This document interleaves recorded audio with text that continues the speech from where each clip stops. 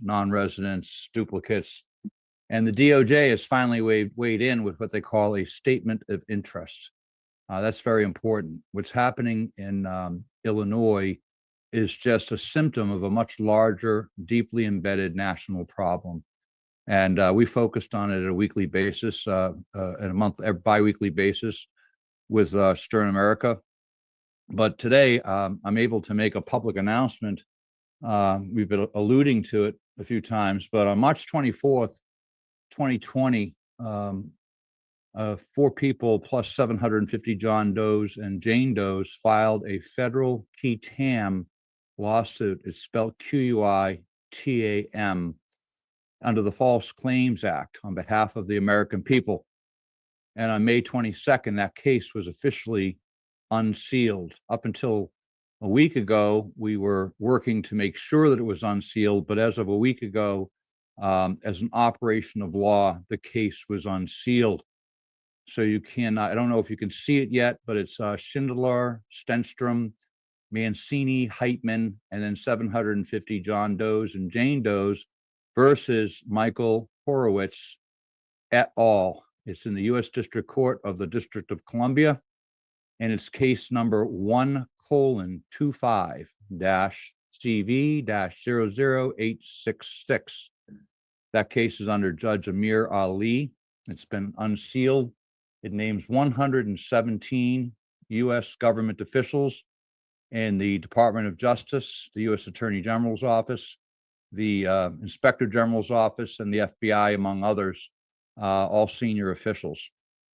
That has been in the works for over, actually quite a while now, but heavily in the works for the past year. We are what they call relators in the case, meaning we filed on behalf of the United States to recover damages and expose fraud committed against the government. And the target here is it's not a company, it's not a state, but it's the core federal oversight system itself.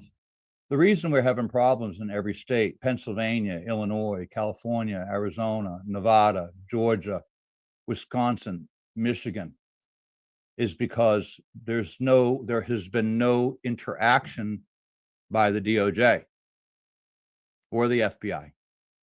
They've been free to do whatever they want, knowing that there was no oversight and no overwatch, and that anybody that did bring a case to the DOJ or the FBI or the Department of Justice was squashed, obstructed, and whistleblowers were retaliated against.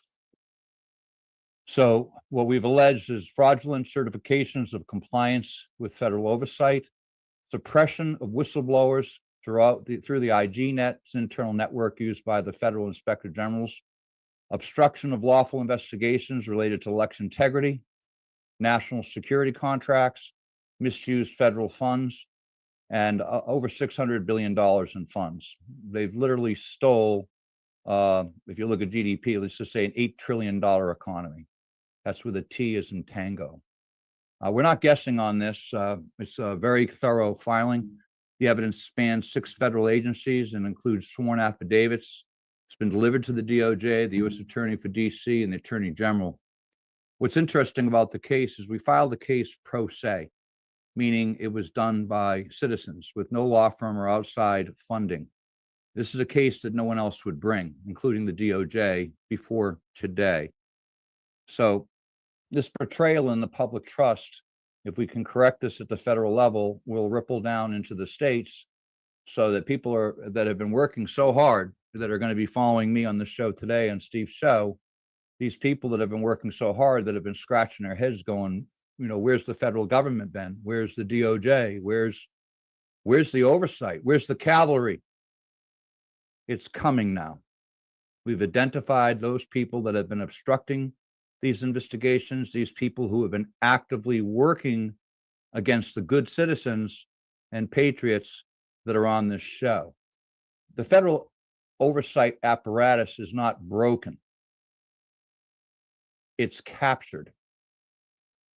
So what I mean by that is the rules were good. Our laws are good. But the system itself has been captured to thwart the United States of America and fair elections, and basically to extract wealth from the U.S. citizenry and defeat us as a nation. These are enemies of our country that have taken over these control nodes, and this case exposes those people by name, and they will be held accountable. So I believe our case is the first to connect the dots at the federal level. We're demanding a jury trial. We're seeking discovery, although we don't really need it. We will hold accountable every individual and entity who conspired to silence whistleblowers, patriots, and deceive the public. We have hard evidence of this. This is not about politics, it's about principle. It's about lawful process. It's about honoring the oaths that we've all sworn to defend the Constitution against all enemies, foreign and domestic. So I'm watching my time closely. I know we have a big lineup today, but what happens next is over the next few weeks, what we're pushing for now is having the case being unsealed as an operation of law. What happens next is they have to have a hearing to develop a trial schedule. We expect the case to go before a federal jury by probably late fall, early winter 2025, 2026. We're going for the sooner the better. We're going for a full jury in the DC court. If successful, this case will expose those federal government agents and those senior officials, many of them appointed by the U.S. Senate. It will expose these people for who they are, what they did, how they stole our country and stole our elections, and it'll expose a network of corruption embedded in the very institutions meant to protect us. So anyways, we're here to restore the truth. And for those in Illinois who will be coming on, working for election integrity, we appreciate all your work. Stay focused. And I'll say this to those in power who have ignored the law: your time is up. And to the American people, this is your case. We filed it for you, and we'll see it through. Thank you very much, Steve. Thank you very much. On and have a great show. And I love the lineup. And thank you very much, Steve. You got it. So this particular election security call, and everyone will be for a state. And this time it is for Illinois. And we're lucky enough to have the Illinois chairman, Kathy Salvi, to come on next. But before we do that, we want to thank some people who are streaming this for us today. Cloud Hub, Lindell TV, Stern American, Voice of the People in 58 different countries, OBBM Network, and the War Room. Many people are doing it this time. We have the most people ever streaming this, so it's really good.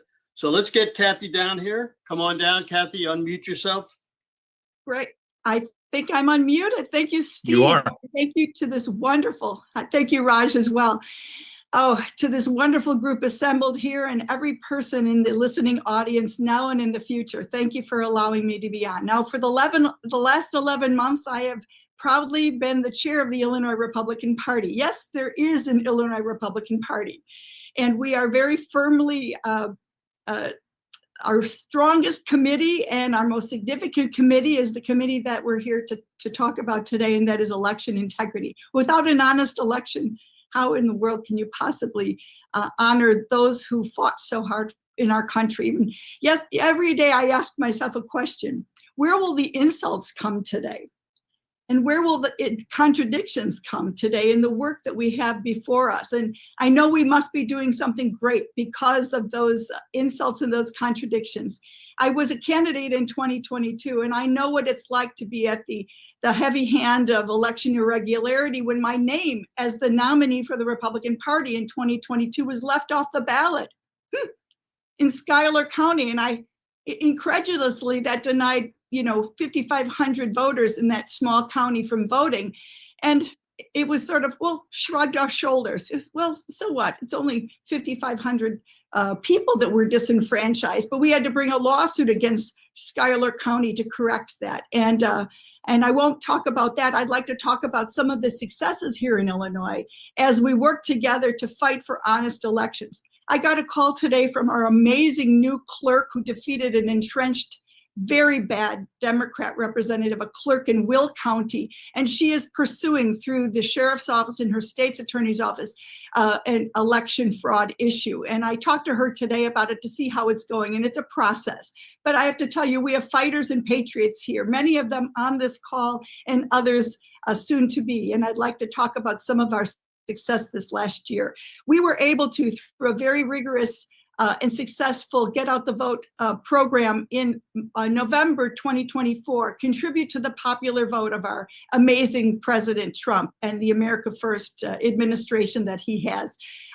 He lost in Illinois by 16, 17 percentage points in 2016, and in 2020, we brought him in single digits. So we did contribute greatly, in spite of the fact that we have a very horrible governor, wealthy too, I might add, in Governor Pritzker, who's already posturing to run in 2028. And he is fighting this administration. He is fighting President Trump every step of the way.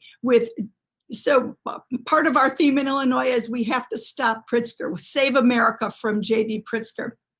But let me talk a little bit more about your overall theme today. I read, and thank you, Steve, it says, the fight to defend free and fair elections continues. This national call brings together Americans committed to transparency, accountability, and constitutional values. Through precinct strategy and local action, we are building the foundation of change.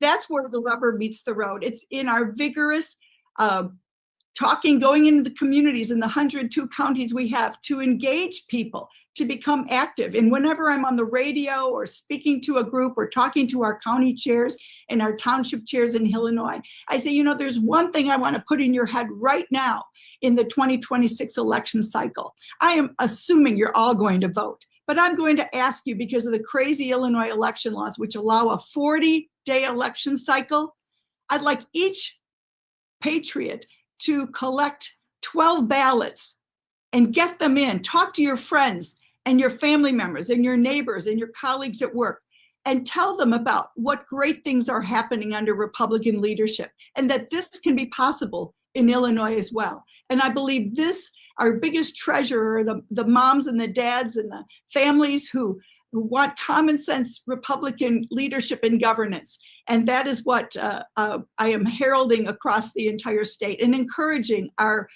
county township chairs and county chairs to invite more precinct committee men to become trained and committed to this effort. And I'm happy to say that we have partnered with the Leadership Institute in allowing trainings throughout our state. We had one this past Saturday in Southern Illinois, and there are several more that are up and coming. So one thing that an ordinary person can do if they want to be involved and straighten out our state is to get involved and to, according to the laws and election laws in Illinois, collect those ballots, get those. Now I know there's people on this call who feel that that's not effective, but we need to chase the vote in order to be effective here, because certainly the Democrat Party has more effectively gotten their voters to vote in that 40-day election period. So I like to tell people it is just a matter of simple mathematics. The party that does a better job at collecting their votes and getting their voters to cast those ballots over that 40-day election cycle will mathematically win those elections. So what I'm excited to see is so many red-pilled former Democrats and people coming out of the woodwork here in Illinois who want to get involved and they just don't know how. And thanks to a great team of people on our election integrity call and our leaders, they are much stronger and more effective organizations. So we're working toward that Republican renaissance. And the second thing I encourage people to do all over the state is go to the White House webpage every week. President Trump and his team need us to be of one voice, an America First voice, and get behind what is happening and make those discussions your dinner table and breakfast table discussions, so that the news of this great administration and the work that it is doing could be brought down to the neighborhoods and to the communities and to the families, to each one of our homes, so that we could become spokespeople, because certainly you're not going to get it through the news and the mainstream media, right?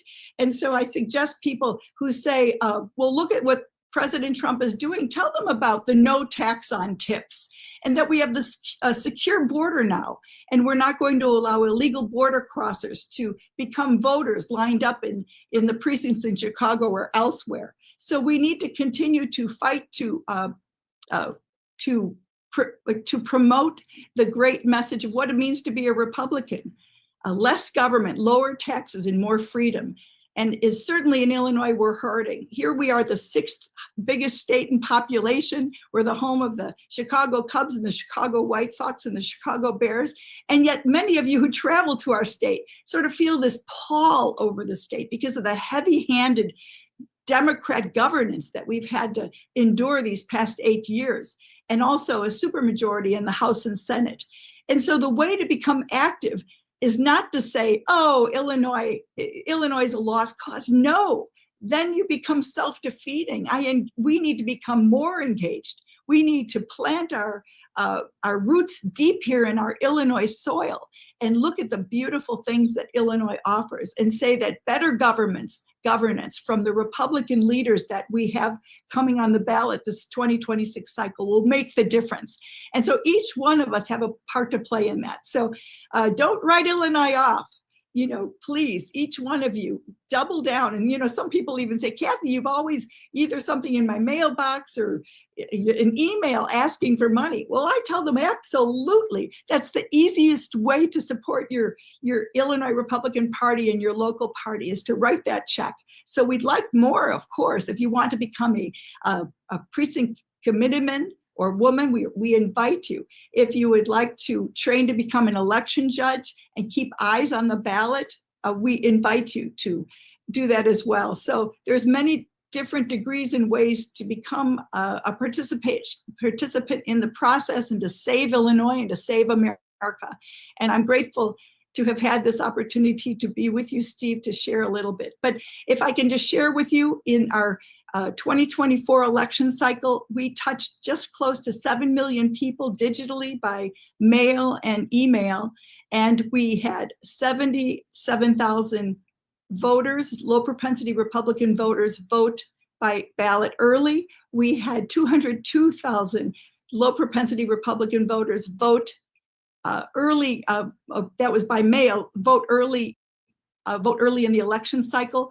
And as I say, we brought President Trump's numbers within single digits. Another thing that we achieved was, and this might not seem like a tall order, but our candidates for state house and state senate in many of the county board races were outspent 30-1, 12-1. And we maintained every single state house member and every single state house senate member, and picked up, as I mentioned, the several county board seats in the collar counties, and many county seats as well. So we've got a lot of work to do to turn Illinois around. We want to work. These gerrymandered districts are a really big problem here. We send 14 Democrats to Washington, and not a one of them voted for the one big beautiful bill that was recently passed and signed into law by President Trump. So we have our work cut out for us. We need to add to the congressional numbers and to our state house and senate numbers, so that we could change our election laws, make them fair and balanced, and then bring some bring better success to Illinois, to all Illinois families and small business men and women who depend so much on it. Who would have ever thought? The Republican Party is the party of the working men and women, and the Democrat Party is not your grandparents' Democrat Party any longer. Who could be against honest and well-run elections? And yet the Democrat Party has manipulated the laws of each state throughout our country, and that's why we have such a lopsided Illinois. So well, thank you very much. We got that. We're grateful to be here, and please help us. Thank you again. Thank you very much. Next up is Annie Parchett, excuse me. She's the chair of Rock Island and one of the superstars of precinct strategy. Come on down, Annie. Hi, everybody. I'm gonna need to share my screen, okay? Yeah, go ahead. You could just hit the share button, button and share your screen. Okay. There we go. We can see the Illinois Freedom Alliance on your screen. Go ahead. Okay, great. Let's see. Okay, so my name's Annie Parchert, and I'm a founding member of the Illinois Freedom Alliance and the chairman of the Rock Island County GOP. The Illinois Freedom Alliance is a 501c4 grassroots organization founded with the purpose of promoting the freedom guaranteed by our Constitution through education and active participation in the political process. So what we do is we're bringing the grassroots groups together. We're a resource for grassroots groups, and we work heavily with the GOP to make introductions between the two groups and try to form a group that works well together. The grassroots and the GOP should work well together. In Rock Island County, we actually share the same office, which allows us to be staffed oftentimes 12 or 14 hours a day. So what we do is we provide voter information and civic education. We defend the individual voter rights. We promote free, fair, and transparent and impartial elections in Illinois. But we want to equip everyday citizens to get involved in the political process. So we're kind of here for the forgotten voter. We're the frustrated citizen. We're grassroots leaders who we're looking for those people that are currently yelling at the TV screen or complaining online, and we're asking them to, hey, let's do something together to make a difference. Let's make a real impact where it matters. And so we have several different initiatives, but this is a new one we've got. We started this July 1st, and what it is Operation Precinct Power. It's a flagship program that we're focused on recruiting and training precinct captains to rebuild the local GOP infrastructure and promote election integrity. So kind of what we're doing is we're introducing people in the grassroots groups to our friends in the GOP. And we're introducing them and letting them work together. And we're cross-training. The GOP is providing some training. The grassroots groups are providing some training. But we have over 50% of our precinct committeeman positions are currently empty. And so that's why we're doing this, is to fill those PC positions. Without filling those positions, our candidates don't have a ground game. And so this is why it's so important that we work together on a program like that. Another effort that that's caught on really, really great in Illinois is a publication we started called Grassroots Quarterly. I think we're on our 10th or 12th issue. We've been doing it for a little while. Every quarter, we showcase local heroes. We provide strategic tools and give stories about what's going on around the state.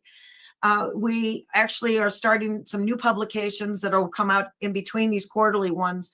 One of the challenges I've seen, because I attend a lot of GOP and grassroots meetings, and one of the things I've really struggled with, even for myself, is grasping Robert's Rules of Order, and the fact that so many people seem to use it as a Robert's Rules of Warfare. So what we've come up with is a publication that breaks it down, kind of a field manual edition, so that we can have the key points and start everybody, grassroots, GOP, both start using Robert's Rules of Order, because what we need is more effective meetings that have constructive discussions about things we may not all agree on. But we need to have the discussions, and with the Roberts Rules, they can be done in a very civil way. So we have a robust membership and volunteer program as well. So we're connecting volunteers with meaningful projects all over the state. Now, something we just kind of did started a few weeks ago, but we do a lot of training. Every Tuesday night, we train citizens on the Zoom call, been doing it for years, about different skill sets that we think they need. But we're like, well, what do we need to teach? So a few weeks ago, our director for the Operation Precinct Power, Carla, she's launched this anonymous poll directed towards Illinois Republicans. It was a very eye-opening, and it's looking at the time. Oh, I've only got, okay. So the the questions on the poll, the first one was like, how would you describe the strength of the Illinois GOP today? And 3 out of 4 Republicans responded that they believe the party's ineffective, and 1 in 5 believe it's divided. So that confirms kind of what we felt. The GOP doesn't have the messaging problem, and it has a structural problem. It's not that people don't care, it's just that they don't feel represented, empowered, or included. To me, you define a problem like that, that's easy solution. Let's make them feel represented, empowered, and included. So that's what Operation Precinct Power will be doing. We're fixing the foundation of the party, and we're letting people know that the groups are working well together. We're going to fill these spots, win some elections. And let's see. The second question of the poll was, do you believe that you have any real influence over the direction that GOP? And out of 141 responses, 66% said a flat out no. They feel like decisions are made by insiders. But then 21.3, or about 1 in 5, said maybe, but they're not sure. How, leaving only 10.6 believe that they absolutely do have influence. Interesting enough, those who absolutely have influence in the GOP, nearly half didn't know what a weighted vote is or what a SCC member does. So when we go through the organizational structure in some of our classes, you'll see more about that. I'm going to skip ahead just a little bit due to the time, but that we'll be publishing more on that. And if you want to get signed up for our email list, I'm going to jump forward to that slide here in just a minute. But there's a problem with the PC vacancy strategy, because what happens when you don't have anybody in a precinct? It's the only who benefits. It's not the grassroots. It's not the voters. It's the leadership that wants to stay in power without being challenged. So keeping those seats empty concentrates voter power into the hands of a very few. It keeps the same people in charge and keeps your community without a voice. It's not leadership, it's control. And so that's why what we want to say is that the precinct strategy works only when we allow it to. We don't have to ask for permission. If you want to work in your precinct, you put in a petition next week and you're in. You'll be on the ballot. So we need to fill these positions, and we don't wait for an invitation. There's not enough people to even call you to invite you, but you join us, join our email list at IllinoisFreedomAlliance.us, and we'll get some more going.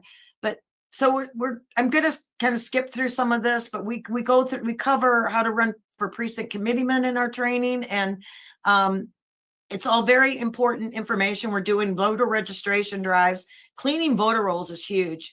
And so there's some information about how you can find our website. Illinois Grassroots Alliance is our sister organization. It's a 501c3. Any donations there can be used for nonpartisan activity and training and promotions that we are doing.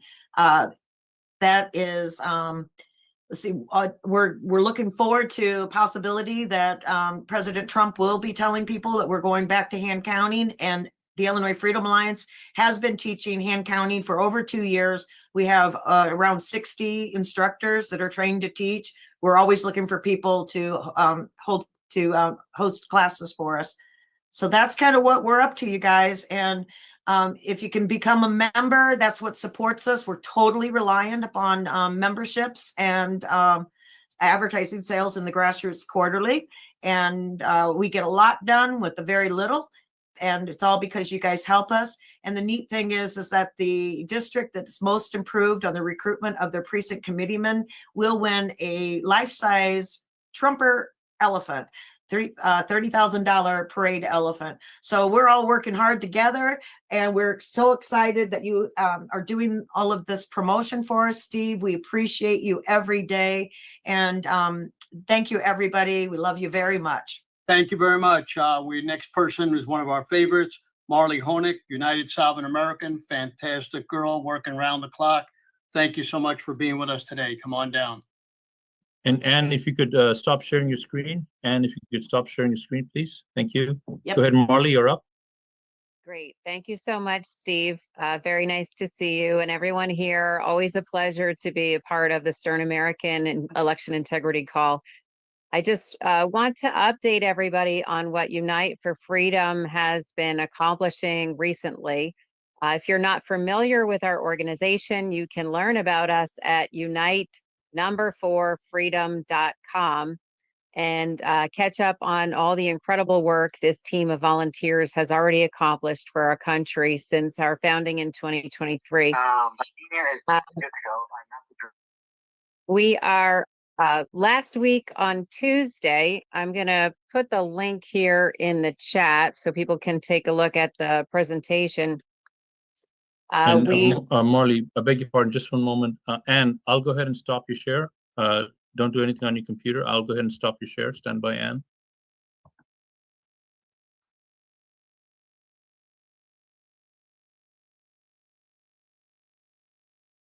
I'm trying to get Anne to stop sharing her screen. So Marley, one moment. Yeah, it's okay. Let's see.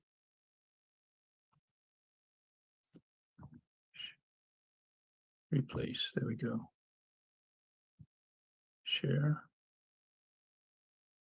Okay, good. Stop share. Okay, thank you for There we patient, Marley. go. You're back on. No problem. Thanks so much, Raj.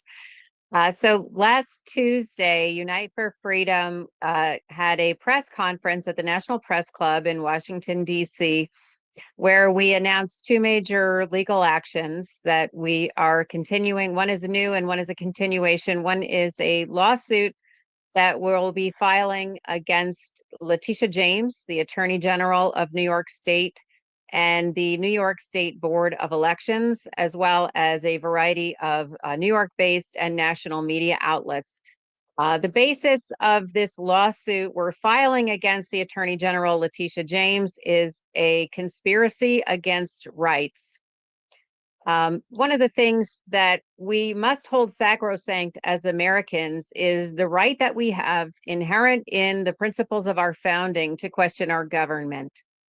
And in 2021, a group of citizens in New York State, which is now all part of Unite for Freedom, had questions for our government. And we were very respectful and we were very comprehensive in addressing particular questions that we had regarding suspected illegal registrations in the New York State voter registration list and suspected illegal votes that had been counted from these registration records, as well as suspected illegal counts, which we observed in the 2020 election as a significant deficit between the number of votes counted and the number of voters that the New York State Board of Elections recorded as having voted. So with these three questions in mind and a pile of individual specific registration records and votes that we had sent to the Board of Elections for their review and for answers. And to be clear, at Unite for Freedom, we don't consider superficial answers to be adequate when it comes to our right to choose our representatives and our right to live in perpetual liberty under the principle of inalienable natural rights that the government must protect.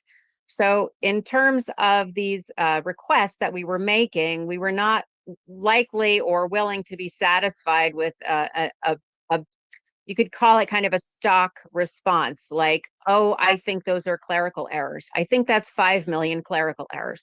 So we submitted comprehensive reports a number of times to the New York State Board of Elections, as well as the Attorney General and various other state and county offices, as well as the DOJ.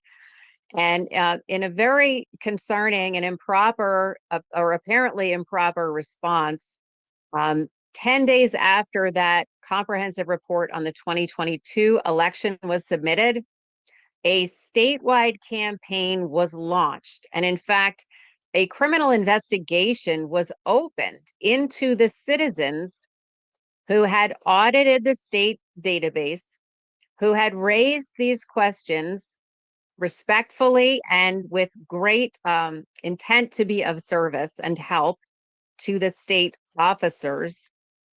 A criminal investigation was opened against those citizens. And one of the things that was most concerning about this was that the way the citizens discovered this investigation had been launched was through the newspapers. So what I'm saying is that the Attorney General of New York State, Letitia James, the New York State Board of Elections, and these various media outlets in New York and across the country conspired to print these allegations and publicize this criminal investigation before the people who were being investigated even knew it was happening.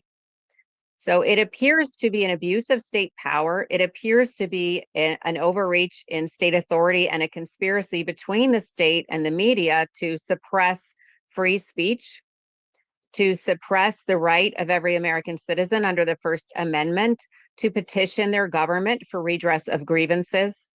Of course, that does not include disrespectful communications. It does not include salacious allegations or other kinds of defamatory claims, but these were hardly that. These were registration records extracted from the state's official database, official record, which is the state maintains on behalf of United States Congress and the federal government, as well as state government. So these were certainly not casual or trivial concerns. And so the response of the election officials, the response of the New York State Attorney General appears to be a circumstance that was addressed, first identified and originally addressed immediately following the Civil War, called a conspiracy against civil rights. And unfortunately, the criminal investigation that was pursued against those citizens for 18 months bankrupted that organization, destroyed the volunteer effort that had been organized, including dissuading over 1,600 volunteers from further participation with the research project that was being conducted in a lawful, careful, and very meticulous fashion. And they basically trampled the rights of citizens to not only the right to vote, and to be clear, the right to vote includes the right to have your vote counted in the appropriate totals of votes cast, which is to say, those totals should not include inappropriate votes. And unfortunately, the New York State Board of Elections is unable to prove that the massive numbers of suspected illegal registrations and suspected illegal votes within their system recorded as valid and legal are actually valid and legal, because no living human being alive could make such a statement without individually investigating them. So we are filing this lawsuit against the Attorney General of New York State, Letitia James, and the New York State Board of Elections. We also announced last Tuesday that we are filing a lawsuit, or rather we are amending our existing lawsuit against the Secretary of State of Colorado, Jena Griswold, and the Attorney General of Colorado, Phil Weiser, alleging that they have deprived the citizens of the state of Colorado the right to vote. Similarly, when we examined the official Colorado state registration lists and the official voter participation histories that the state of Colorado maintains on behalf of the federal government, we discovered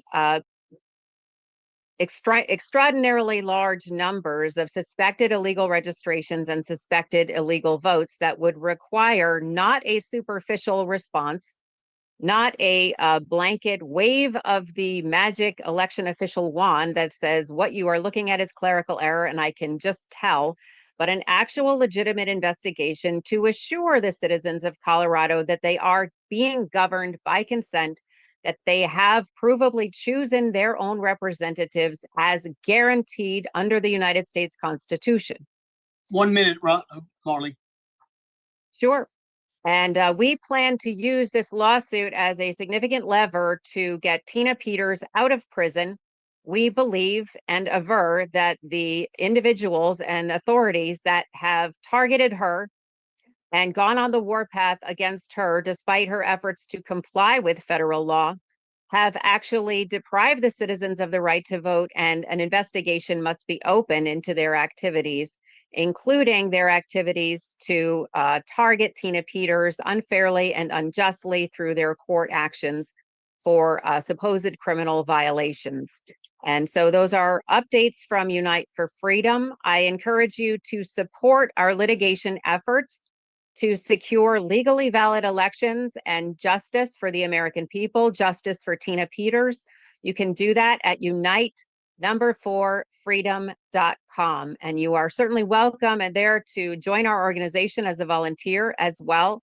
We have people all over the country working on official presentations in front of town boards, city councils, and state legislative bodies demanding legally valid elections and reporting on the findings of Unite for Freedom across 32 American states. Thank you so much for all the work that each one of you are doing to secure American liberty and prosperity for future generations. And that is our update. Thank you Thanks, very Steve. much. I appreciate what you're doing for Tina Peters. You know how much we love her. Jim Warwick, Yes. Womack, you're up next. North Hey, Carolina. thanks. Thank you, Good. Steve. Good to be with you today. Just two or three things that I would like to speak about with relevance to the larger group. One, many of you are aware that the last decided race in the 2024 election was decided just a couple of months back when the state Supreme Court race in North Carolina was decided by courts, particularly the Fourth Circuit Court of Appeals, in determining that the Democrat justice had won. And part of the delay in getting that decision on our court case was as a result of some anomalies in the voter registration data that had allowed certain people who would otherwise be ineligible to vote to have cast a vote. And the race was challenged for months and months. It was finally decided by the courts that it was too late to fix the voter rolls, and so they decided for the incumbent Democrat over the Republican challenger. So the reason I tell you that is because this is an endemic across the country, with the voter rolls being corrupted almost beyond recognition in some states, where there are many more voters or registrants on the voter list than there are eligible voters. And the reason for that is because the National Voter Registration Act and HAVA from 2002, neither one really helped us with list maintenance. And the emphasis that all of you should be encouraged to perform is citizen involvement in reviewing the voter rolls and various aspects of the voter rolls, trying to help eliminate duplicate registrants, registrants who have moved. There are literally thousands of those in every state who have moved, no longer living at the address where they're registered, dead voters, people that have committed felonies that are no longer eligible to vote. And the states are remiss in not being effective in getting those voter rolls cleaned up. And North Carolina filed a HAVA complaint. I think Carol Snow from North Carolina had filed a HAVA complaint back in 2023, challenging the voter rolls in North Carolina and the fact that there were well over 200,000 voters registered who were missing the HAVA required driver's license number or social security number last four. And barring not having issued either of those, they should have had a DMV identification number that was unique. And I will just tell you that in every state you have these problems where you've got registrants who are missing information or have invalid information. I think Rick Richards is going to follow me here shortly, and he'll talk more about this particular aspect. But I can't overemphasize how important it is to clean up those voter rolls. And Rick is one of the experts in it with Eagle Eye and can tell you more about that.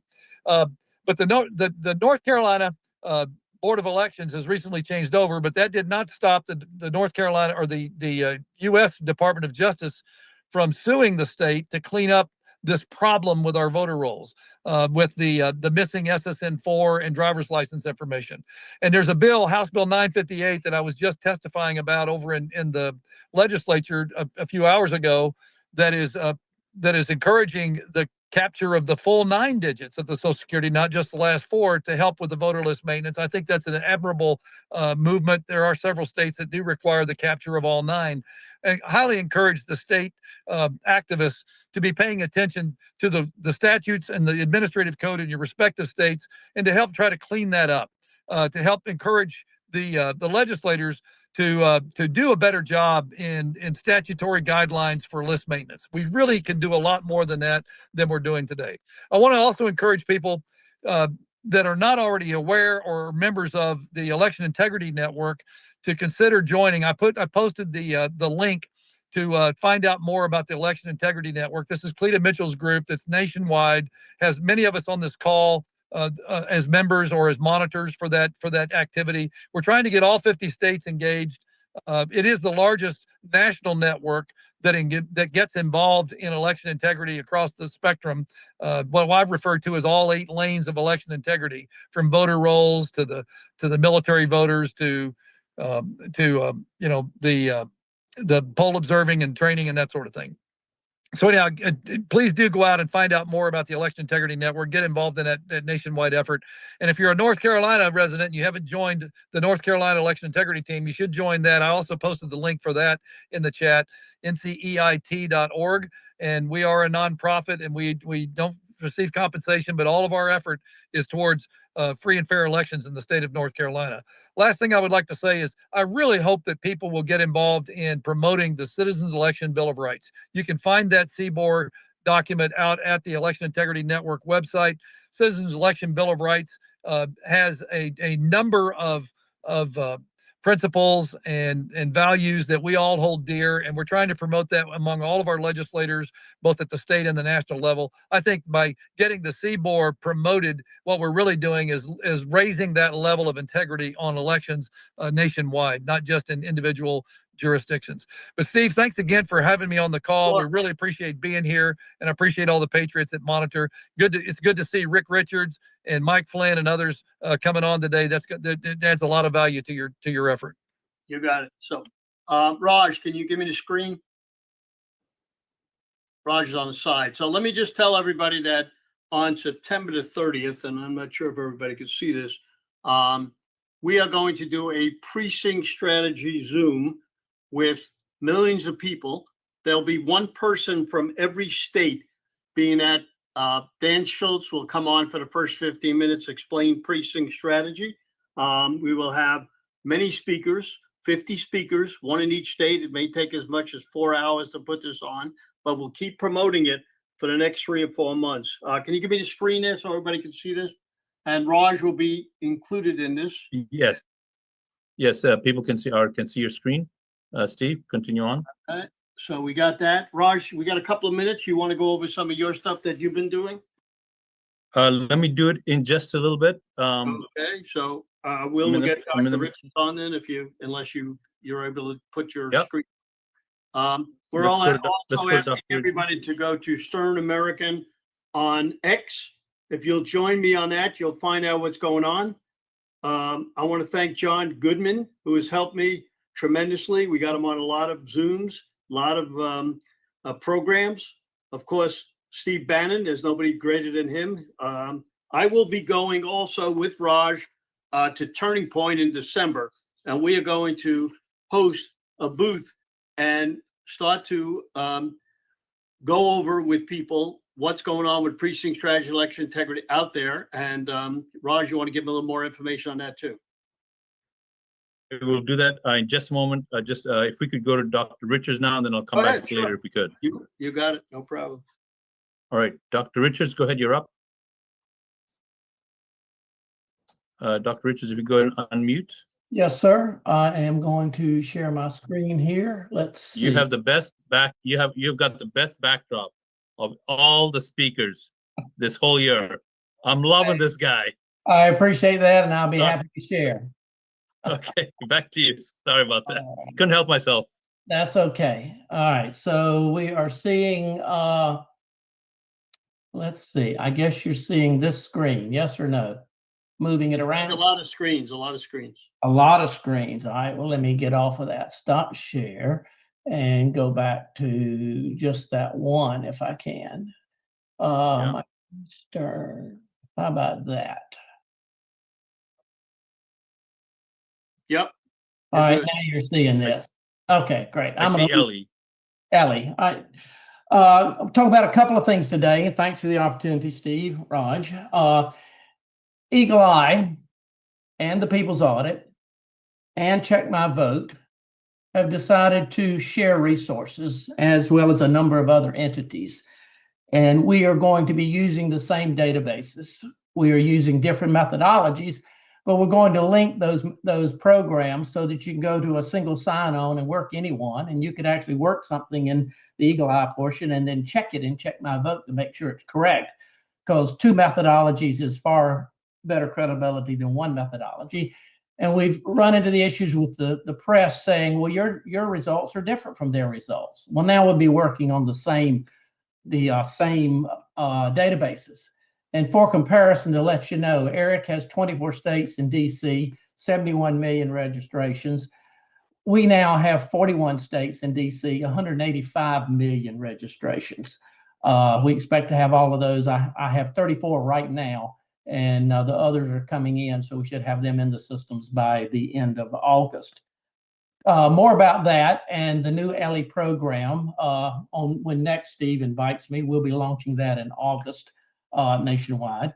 But I want to talk about today what's going on in Georgia in a different vein entirely. We have been providing the audit data to Georgia about how nasty, terrible the voter rolls are for almost 3 years now. I've personally placed it in the hands of Brad Raffensperger 3 times, the governor twice, the attorney general once, and they've done nothing. So it occurred to us we should take a close look at the problem and start with the most important. What name are they putting on the registration?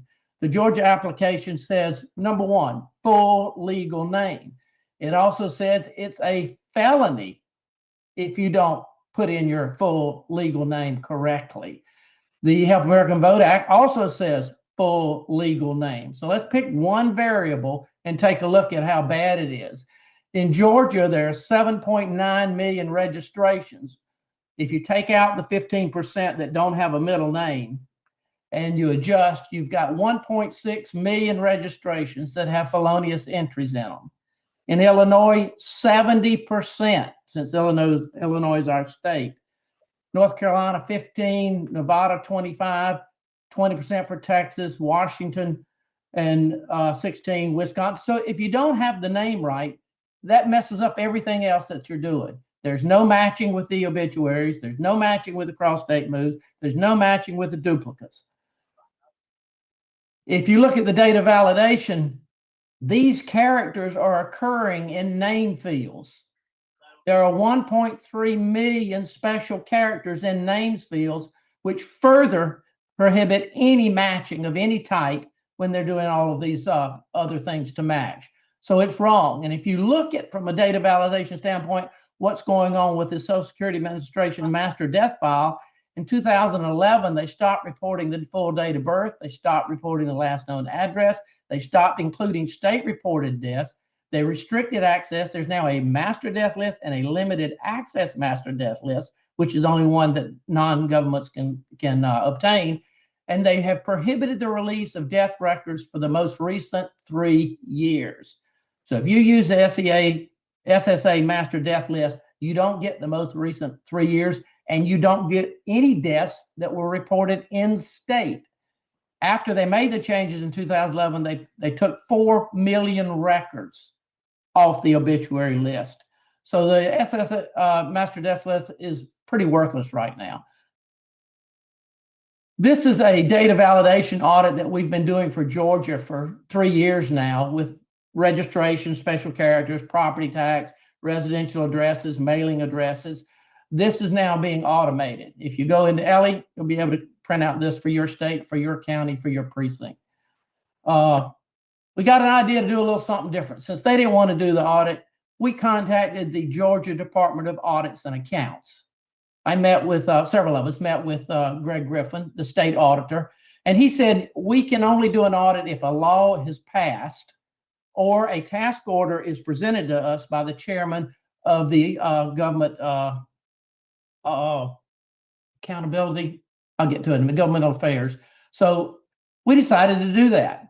On March 12th, we presented to the State Committee on Governmental Affairs. We shared the data that I showed you. And then shortly thereafter, I had an opportunity to meet with Blake Tillery, the chairman of the Appropriations Committee. That was the one I was trying to reach, get a while ago, the Appropriations Committee. And I showed him the data. And he made the appropriate comments you would expect. And I said, would you be willing to file a task order And he said, yes, I would. So a couple of weeks later, he filed the task order with the Department of Audits. Here's what's in it.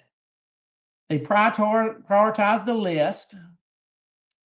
Full legal name on registration applications. How many applications were the full legal name checked before approving the application and adding it to the name to the voter list? We know the answer to that one. It's 0.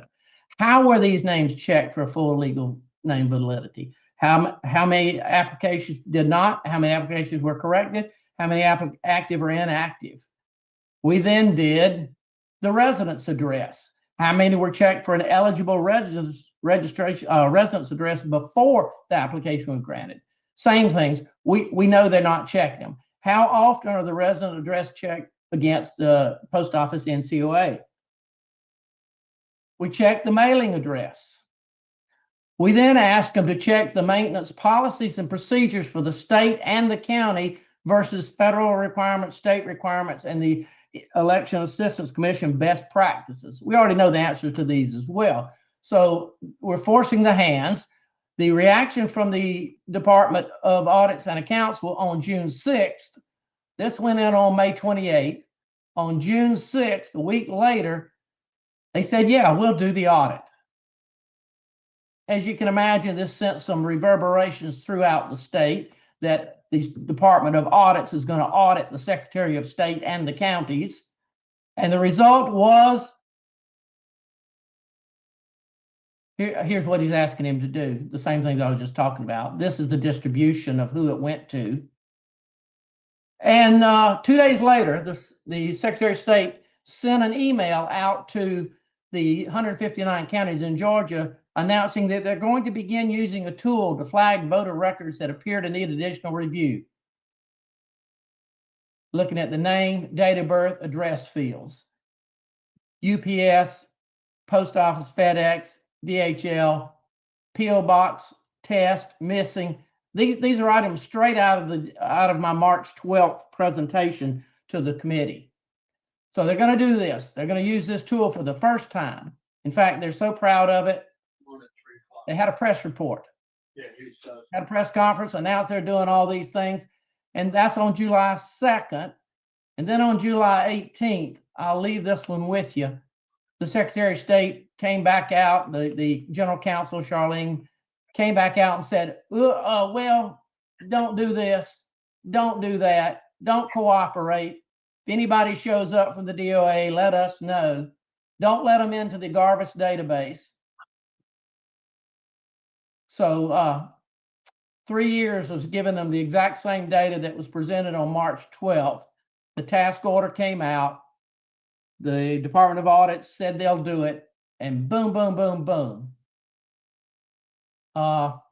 Just thought I'd throw that out for your pleasure and see what you'd like to do with it. I'm going to share one other thing here since I have a little bit more time. I'm going to show this. Let's see.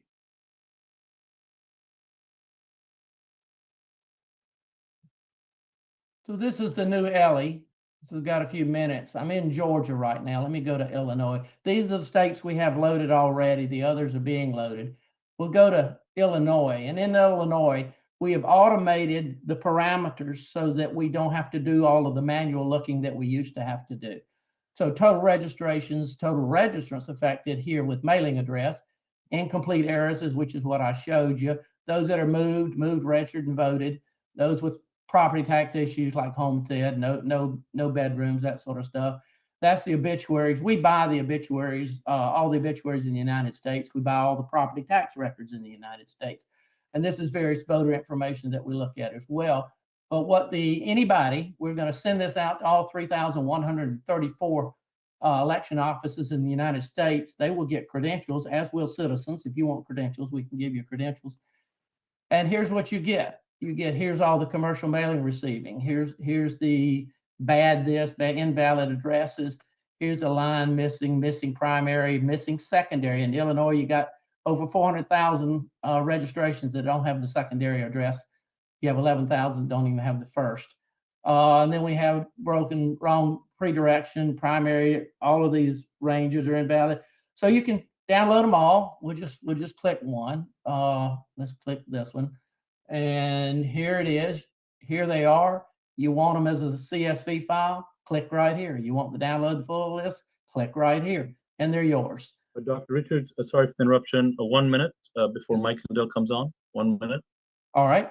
So that's I've shown you about 5% of what we can do with the new Ellie, coalescing all the data. If anybody else would like the data, we are putting the voter roll, the U.S. Post Office NCOA, the U.S. Post Office CAS, and the BCC proprietary change of address data into an archive, and get in touch with me and you can have access to the archive. Thank you for the opportunity to share. Look forward to next time. Thank you, Doctor. And if you could stop the share, please. If you could stop the share. Yes, sir. Great. Thank you. Mike Lindell, welcome. You're on. Hey, Raj, how long do I have? I need to, I 10 know, minutes. I got 10 minutes. 10 minutes? Okay. 10 minutes. That's 10 minutes, perfect. 30 seconds if you need extra, and we'll sell a couple of my pillows. Okay. All right, everybody. Well, I want to get right to the point that we had two great back-to-back lawsuits that affect the whole country. And one was with the MyPillow lawsuit in Colorado, which everybody has had questions. Part of that, the old Frank speech and myself, we're still fine. Put up the jury said we owe this money. Well, I'll tell you this at the end, this is not going to be true. There's going to be a new trial. I won't tell you why. But the one that affects us as a country and everything we're doing for elections is the $5 million challenge. If you guys look, 2 weeks ago, it was the #1 story in the world, went out to 58 countries. The federal court in Minnesota overturned this verdict. And I'm going to backtrack a little bit so you understand what this was and how important it was. Back when I had the cyber symposium in August of 21, where I invited cyber guys from around the country and world, politicians and news media in Sioux Falls, South Dakota, we all got there, and I put out a $5 million challenge because the evidence I had at this time that they had to prove that it was not from the 2020 election. So we put it all out there, and we had the cyber symposium. A lot of you on the call went back to your states and said, hey, we've got problems here. But in the meantime, the cyber people there, we go, yes, it's from the 2020 election, except for one guy. And this guy, I'm not going to get into how corrupt this all was, what happened, but he went before our panel and said, hey, I proved that it's not from 2020. And they said, no, you didn't. This is rubbish. We don't even know how he got in there, but because he's not a credentialed cyber guy. But anyway, a cyber expert. So then he took it to binding arbitration, and another year went by, and he wins in 1 week's time. Everybody, we didn't hear from the arbitrators. We didn't hear for the longest time, and in a 1 week time span, Fox News on Tuesday that year in April, and they made a deal with Dominion to pay $787 million. Okay. That came out on Tuesday. On Wednesday, Mike Lindell came out in the news. Mike Lindell's evidence is all bad. He loses $5 million. He's a conspiracy theorist. And then on Friday, they fired Tucker Carlson because he was going to start talking about electronic voting machines. Now, okay, so fast forward. So since that day, every single time we get closer or doing something, they go, Mike's stat is no good. Mike's stat, it's been disproven. It's all lies. It's all lies. Going back to this $5 million challenge. Well, we took it to district court to appeal it. And they said that it would be very rare that it would be overturned because it's binding arbitration. The appeals court said last fall, you know what? The district court said they did something wrong in arbitration, but we're not going to overturn it. So I said to my attorneys, they go, well, Mike, I said, what else can we do? It is true. They're using this against us. This isn't about $5 million. This is about the media saying that this is discrediting me. Well, anyway, they said, well, you could go to federal court, but the odds of it happening are in the billions to one. It hasn't happened in 40 years. Well, everybody, the ruling came down 2 weeks ago. And just check it out with Mike Lindell News. They overturned it in federal court, unanimous. I think there were 3 judges. They all said, you know what, if they overturned it. So this is huge. And why is it huge? Because we can look back and they can say, hey, you know, it was all over the news. That data is good data. And now, of course, we now have so much more. We have task vote records. We have data files from every state that I have. But this affects the case, not only that, but from 2 weeks ago, because now my attorneys are going to ask for a new trial because that judge let that $5 million challenge into the Colorado courtroom corruptly when it wasn't even finalized. So we're getting a new trial in Colorado for the part that they did say, even though they said that Mike Lindell did nothing malicious because he believes what he says, which I do. So these were 2 big wins. And the My Pillow one, you guys, is so important because imagine people suing people with lawfare and television shows or podcasters, and then you not only sue them if they say something wrong, but you sue the advertisers. Nobody would advertise anywhere. You know, Steve, you'd have a hard time selling flags. I mean, it would be tough, right? Flag shirts, flag shirts. Yeah, flag shirts. But I'll tell you guys, this was so important. And then, as you see, the Tina Peters thing, I know I met with the president about 3 weeks ago, and he did congratulate me too on this big win for the country with the challenge. And he had kept saying we're getting Tina out. Well, I don't know what will happen there, but I know she went to the court, and I think the judge is deciding. But I really believe that all of this stuff ties back. She did her job. The evidence I have, by the way, now everybody, if you go to LindellTV.com, you can scroll there and it says inside the machines. I put all the different kinds of machine manipulation out there, the evidence we have. Task vote records report. I have the data file reports. I have the Mesa County image, the backup that Tina did. All that's posted there, so nobody can say there's no problems with computer manipulation in our election. And I will say this, that this opened up so many doors for everybody, because you get down at the county level, which we have teams, and to go to paper ballots, hand counted like our president wants. And you get all this pushback. Well, there was no problems. Well, now, yes, there was problems and there are problems. So people said, come up to me, Mike, you've been vindicated. I will not rest or be happy until we have paper ballots hand counted like 132 other countries do. And we're going to get there. And the president, by the way, everybody, he hasn't announced, as far as I know, his special prosecutor for these election platforms yet, or his task force teams, but I think it's coming real soon. And because he's working from the top down, and you all and myself and everybody on the call here, we're working from the bottom up as always to secure our elections. And I really believe that. And I'm going to have some more announcements very soon. Speaking of elections, and me personally coming up, and we'll keep you posted on that. But I'm really excited. There's things have turned. I believe we're being very proactive now instead of being reactive and always trying to defend ourselves. And by the way, everybody reported this case except for 2 outlets, Fox News and Newsmax. So remember, they're not going to report stuff about our election problems because they're afraid of lawfare. I don't get it, but all the other outlets, all the fake news, they put it right out there. They even used a good picture of me for a change, Steve, instead of this looking like this. They used a good picture. I was very surprised with the media. I had media outlets calling me from around the world going, wow, I haven't heard you for a while. Are you actually going to write a decent article about this? Because there's no other way they could twist it other than saying Mike was right, So anyway, that's what I got for a report, and everybody keep going because we've got to secure our elections by these midterms and even by the primaries and the midterms, and it's so important. We can't let. I told our president we can't let. I said, sir, I promise you, these 4 years of all the great things you're doing are not going to be in vain. And I think I speak for all of us on this call. We've got to do our part so that all these great things aren't just a little blip in history, that they actually got some good foundation to them. And I really like the fact that he's been commenting about, putting God back in our nation and God back in our schools. The nation had turned its back on God. And that's all, all this stuff is just unfolding and the truth's coming out everywhere and God wins in the end. So I'm very,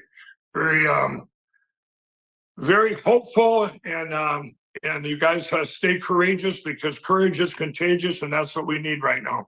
Thank you very much, Mike. We appreciate it. We'll Thank be you. on in a few more weeks again to report what's going on. We love you Right guys. on. Take Thanks, care. Steve. You Yeah, got it. thanks. Next up is Carol Davis from EIN. Come on down. Thank you, Steve. And I certainly share Mike's sense of urgency. The days are slipping away fast, folks. I'm And Carol Carol, Davis. if you're able to turn your camera on, if you're able to turn your camera on, please do so. I'm If you're not, sorry, please I am continue. out and about, Raj, and That's all right. sometimes Continue the on. video, No sometimes worries. the video causes glitchiness. I No apologize. worries. No worries. That's okay. Yes. Continue on. So anyway, I'm the chair of Illinois Conservative Union.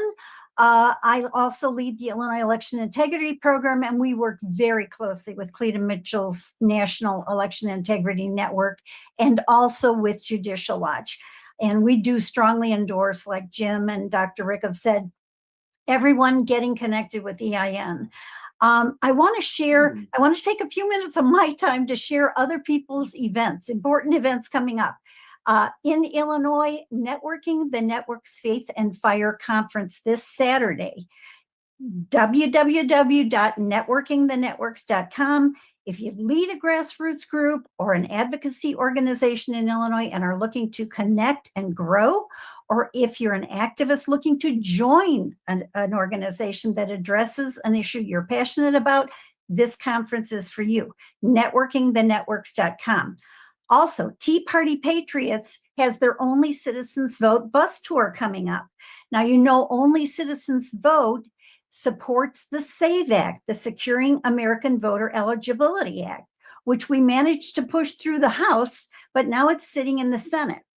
So Jenny Beth and Tea Party Patriots is helping America rally to get the Senate moving on this bill. It's teapartypatriots.org/Only Citizens Vote Tour. And they will have a stop in Illinois on September 2nd in Orland Park. So let's support that. Also, very important, August 12th is National Poll Worker Recruitment Day. And the Federal EAC, Election Assistance Commission, designates this yearly poll worker recruitment day. In Illinois, we call them election judges, folks. The EAC provides resources to assist with recruitment. In Illinois, the Dems have the game rigged as usual regarding election judges. Parity is not required in any Illinois polling location. They don't have to put equal numbers of Dems and Republicans in those polling locations. In the election code, they've got the Dems have put a formula in, it's complicated. Anyway, it often ensures that there are more Democrat election judges than Republican election judges. And that disparity is why it's critical that we all recruit, train, and deploy our full allowed quota of election judges throughout the state. Your precinct committeemen should always be trained to be out there consistently recruiting election judges and poll workers in their local precinct. Candidates, when you are out there, also, you should be recruiting election workers. Your campaign volunteers can turn into poll workers and poll watchers when the voting starts. Okay, so those are three really important things. And the EAC is eac.gov, election officials, poll worker resources, and you'll find those resources. Now, very, very quickly, a little bit about what we do. We began as a Tea Party group way back in 2008, grew to be one of the 10 largest Tea Parties in the nation. Early on, we got involved on the front lines of election process and procedures. We became deputy voter registrars, election judges, poll watchers, and from those frontline positions, we began to see a lot that wasn't right in Illinois. So way back in 2012, before anyone else was paying attention, we started teaching our Guardians of the Vote seminar. Word spread, we were invited to speak all over the state. We've trained to date over 4,000 people across Illinois in our Guardians training, which teaches attendees how to analyze and watchdog every facet of the election process, from voter registration to voter list maintenance to Illinois election code. We are the organization that brought Judicial Watch into the fight for election integrity in Illinois.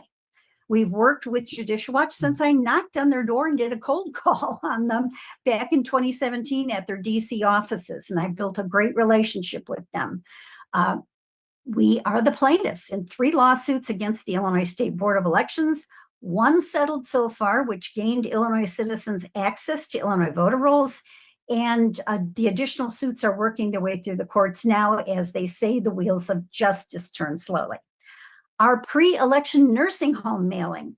We could never recruit enough poll watchers to cover every nursing home in the state. So prior to the start of voting for every election, we send thousands of statutory notice letters directly to the administrators by name of every nursing home and assisted living facility, detailing the laws they must follow to safeguard the voting rights of their facility residents.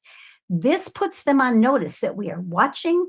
The letter infers that we may have election integrity advocates who have a loved one in their facility, or possibly even one of their employees is part of our network.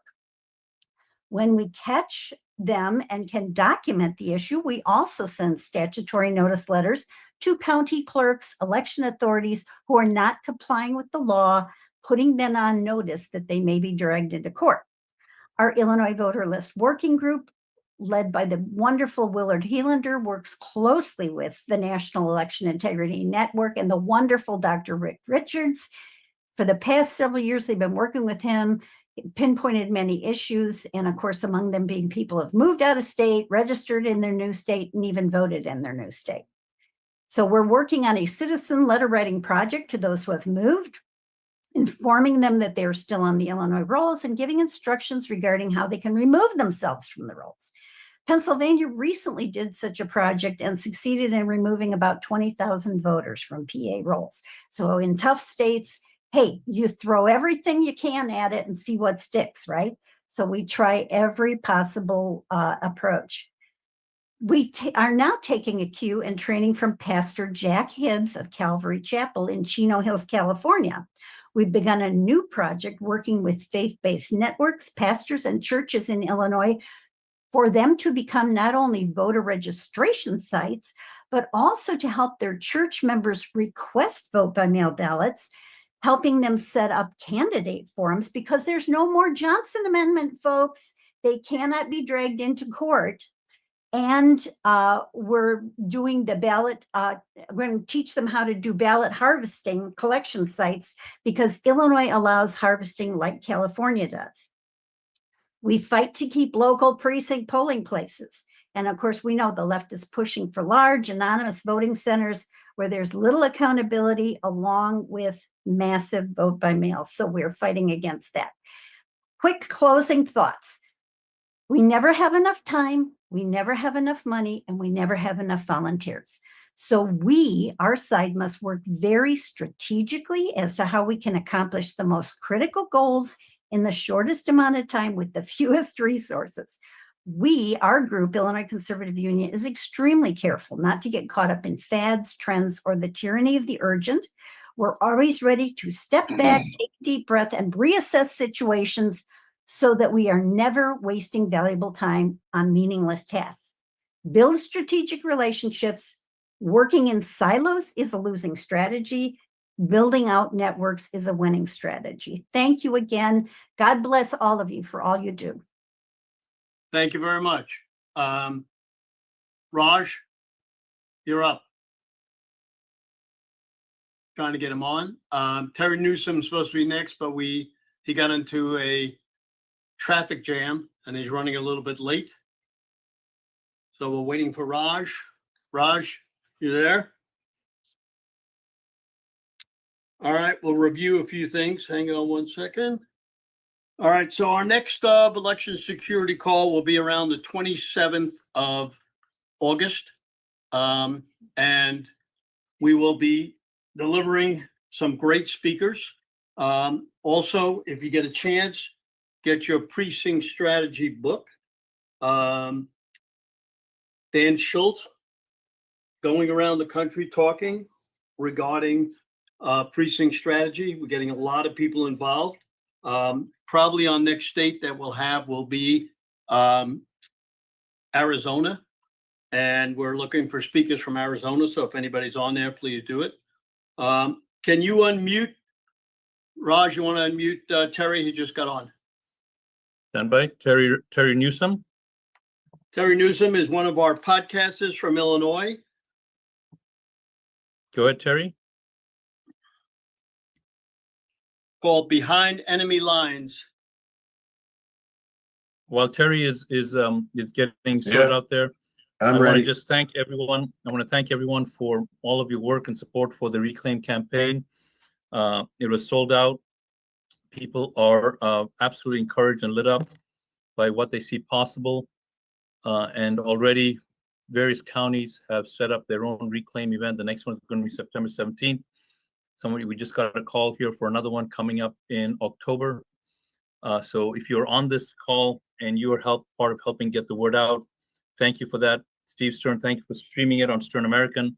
If you're interested in seeing the recording of this event, you can find that at sternamerican.com. Click the Rumble channel and look for the Reclaim Town Hall Conference that took place on July 26th.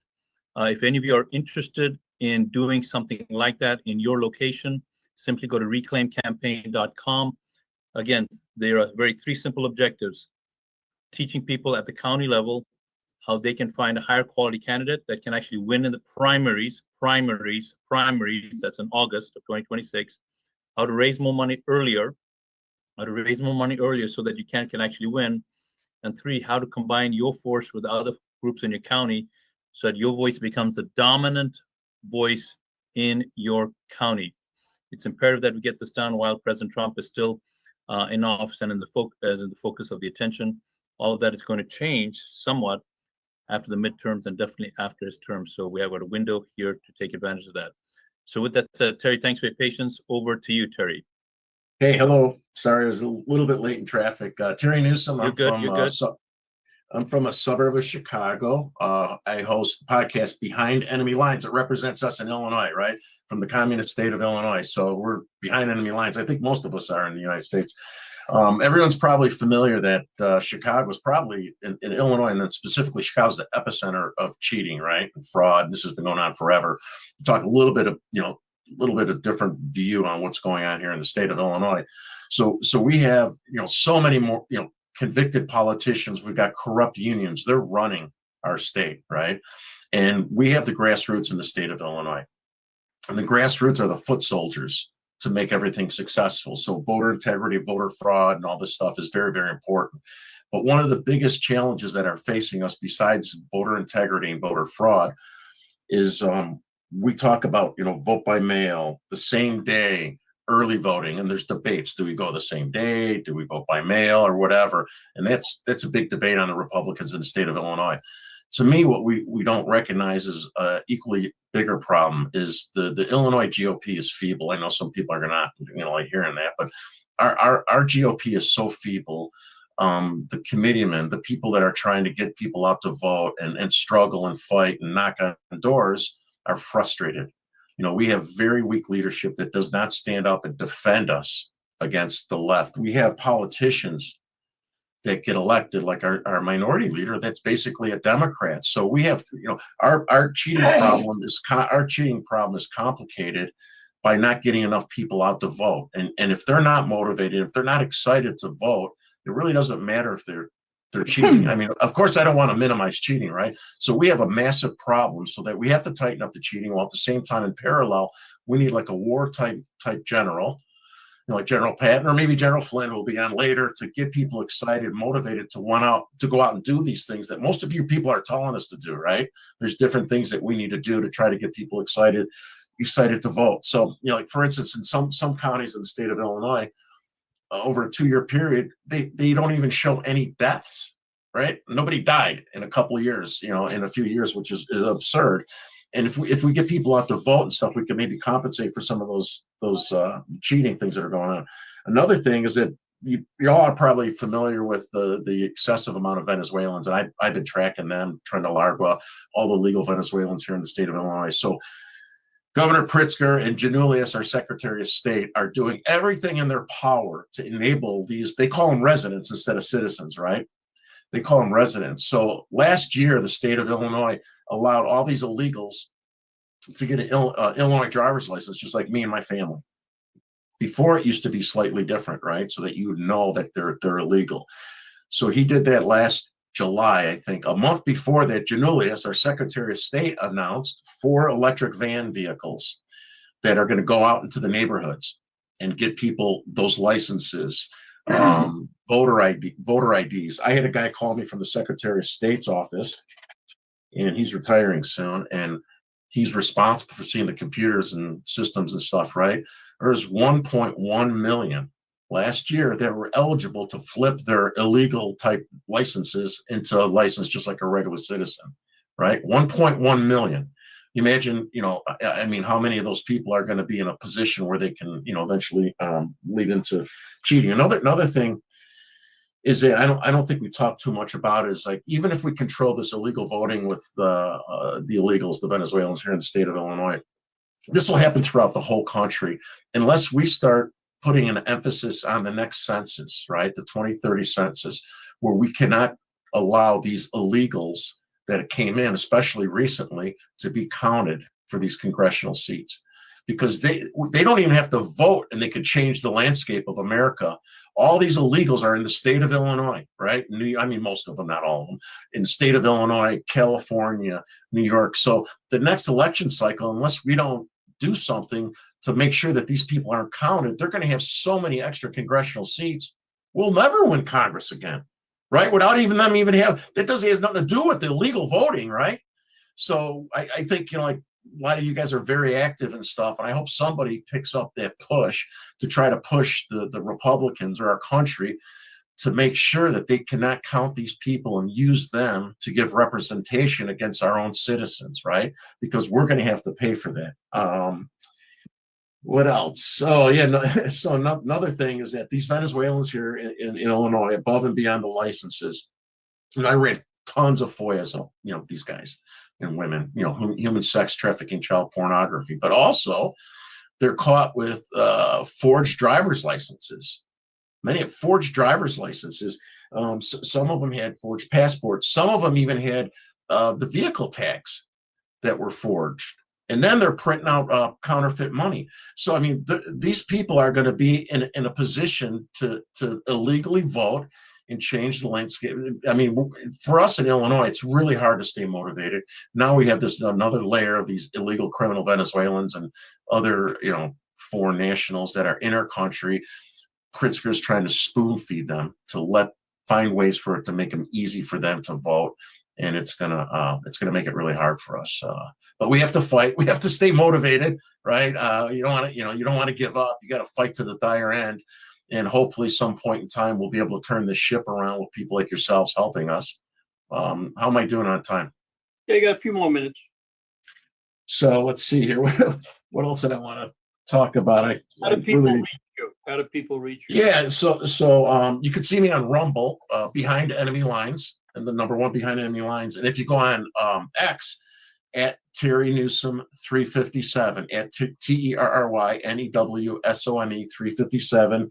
And if you follow us, I'm following Pritzker. I confronted Pritzker in front of all the news. Me and Ben Bergquam on Bannon's show when he was calling the residents. Ben was calling them out. So we're the only ones that are in the face of these Democrat politicians. Matter of fact, one other point, 4 years ago, you're talking about voter interference. Pritzker invested $30 million into the Republican primary. $30 million, right? What he did was he got the weakest candidate to win. He was successful. He got a guy that I really, really like, Darren Bailey from Southern Illinois, hardcore conservative Christian, far right, nice guy, deep Southern accent, like, Gomer Pyle Southern accent. And I'm not criticizing that. I just knew, that's not going to go over up in the north here. So Pritzker got all their money behind him. That guy won. Now here we got another election cycle coming up, right?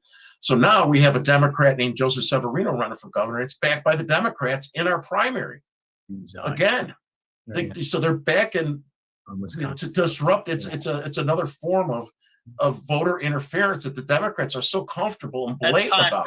Terry, we got to wrap. All right, thank you. All right, thanks very much, Dr. Jerome Corsi coming up. Let's go, Jerome. Thank you very much. It's Jerome Corsi, and I want to report on the work we're doing with Peter Ticktin, who is President Trump's attorney, Ticktin, and we've been doing an analysis on God's Five Stones, my website. Go to God, there's no apostrophe in the S, FIVE is spelled out 5, and stones is plural, godsfivestones.com. Now that includes Dr. Andrew Paquette's investigations, which show that there's algorithms, there's code put into the State Board of Election voter registration databases, actually in the computers of the State Board of Elections across the country, that allow for millions of false voters to be counted, be created, first of all, hidden in the database, and counted in mail-in ballot schemes. Now, the work we've done, if you'll study it at godsfivestones.com, is the basis of an executive order President Trump is going to issue in September.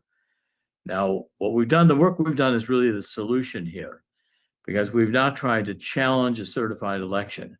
What we've shown is that the fraud in the State Board of Election computers is itself so criminal and so massive that it can't be fixed.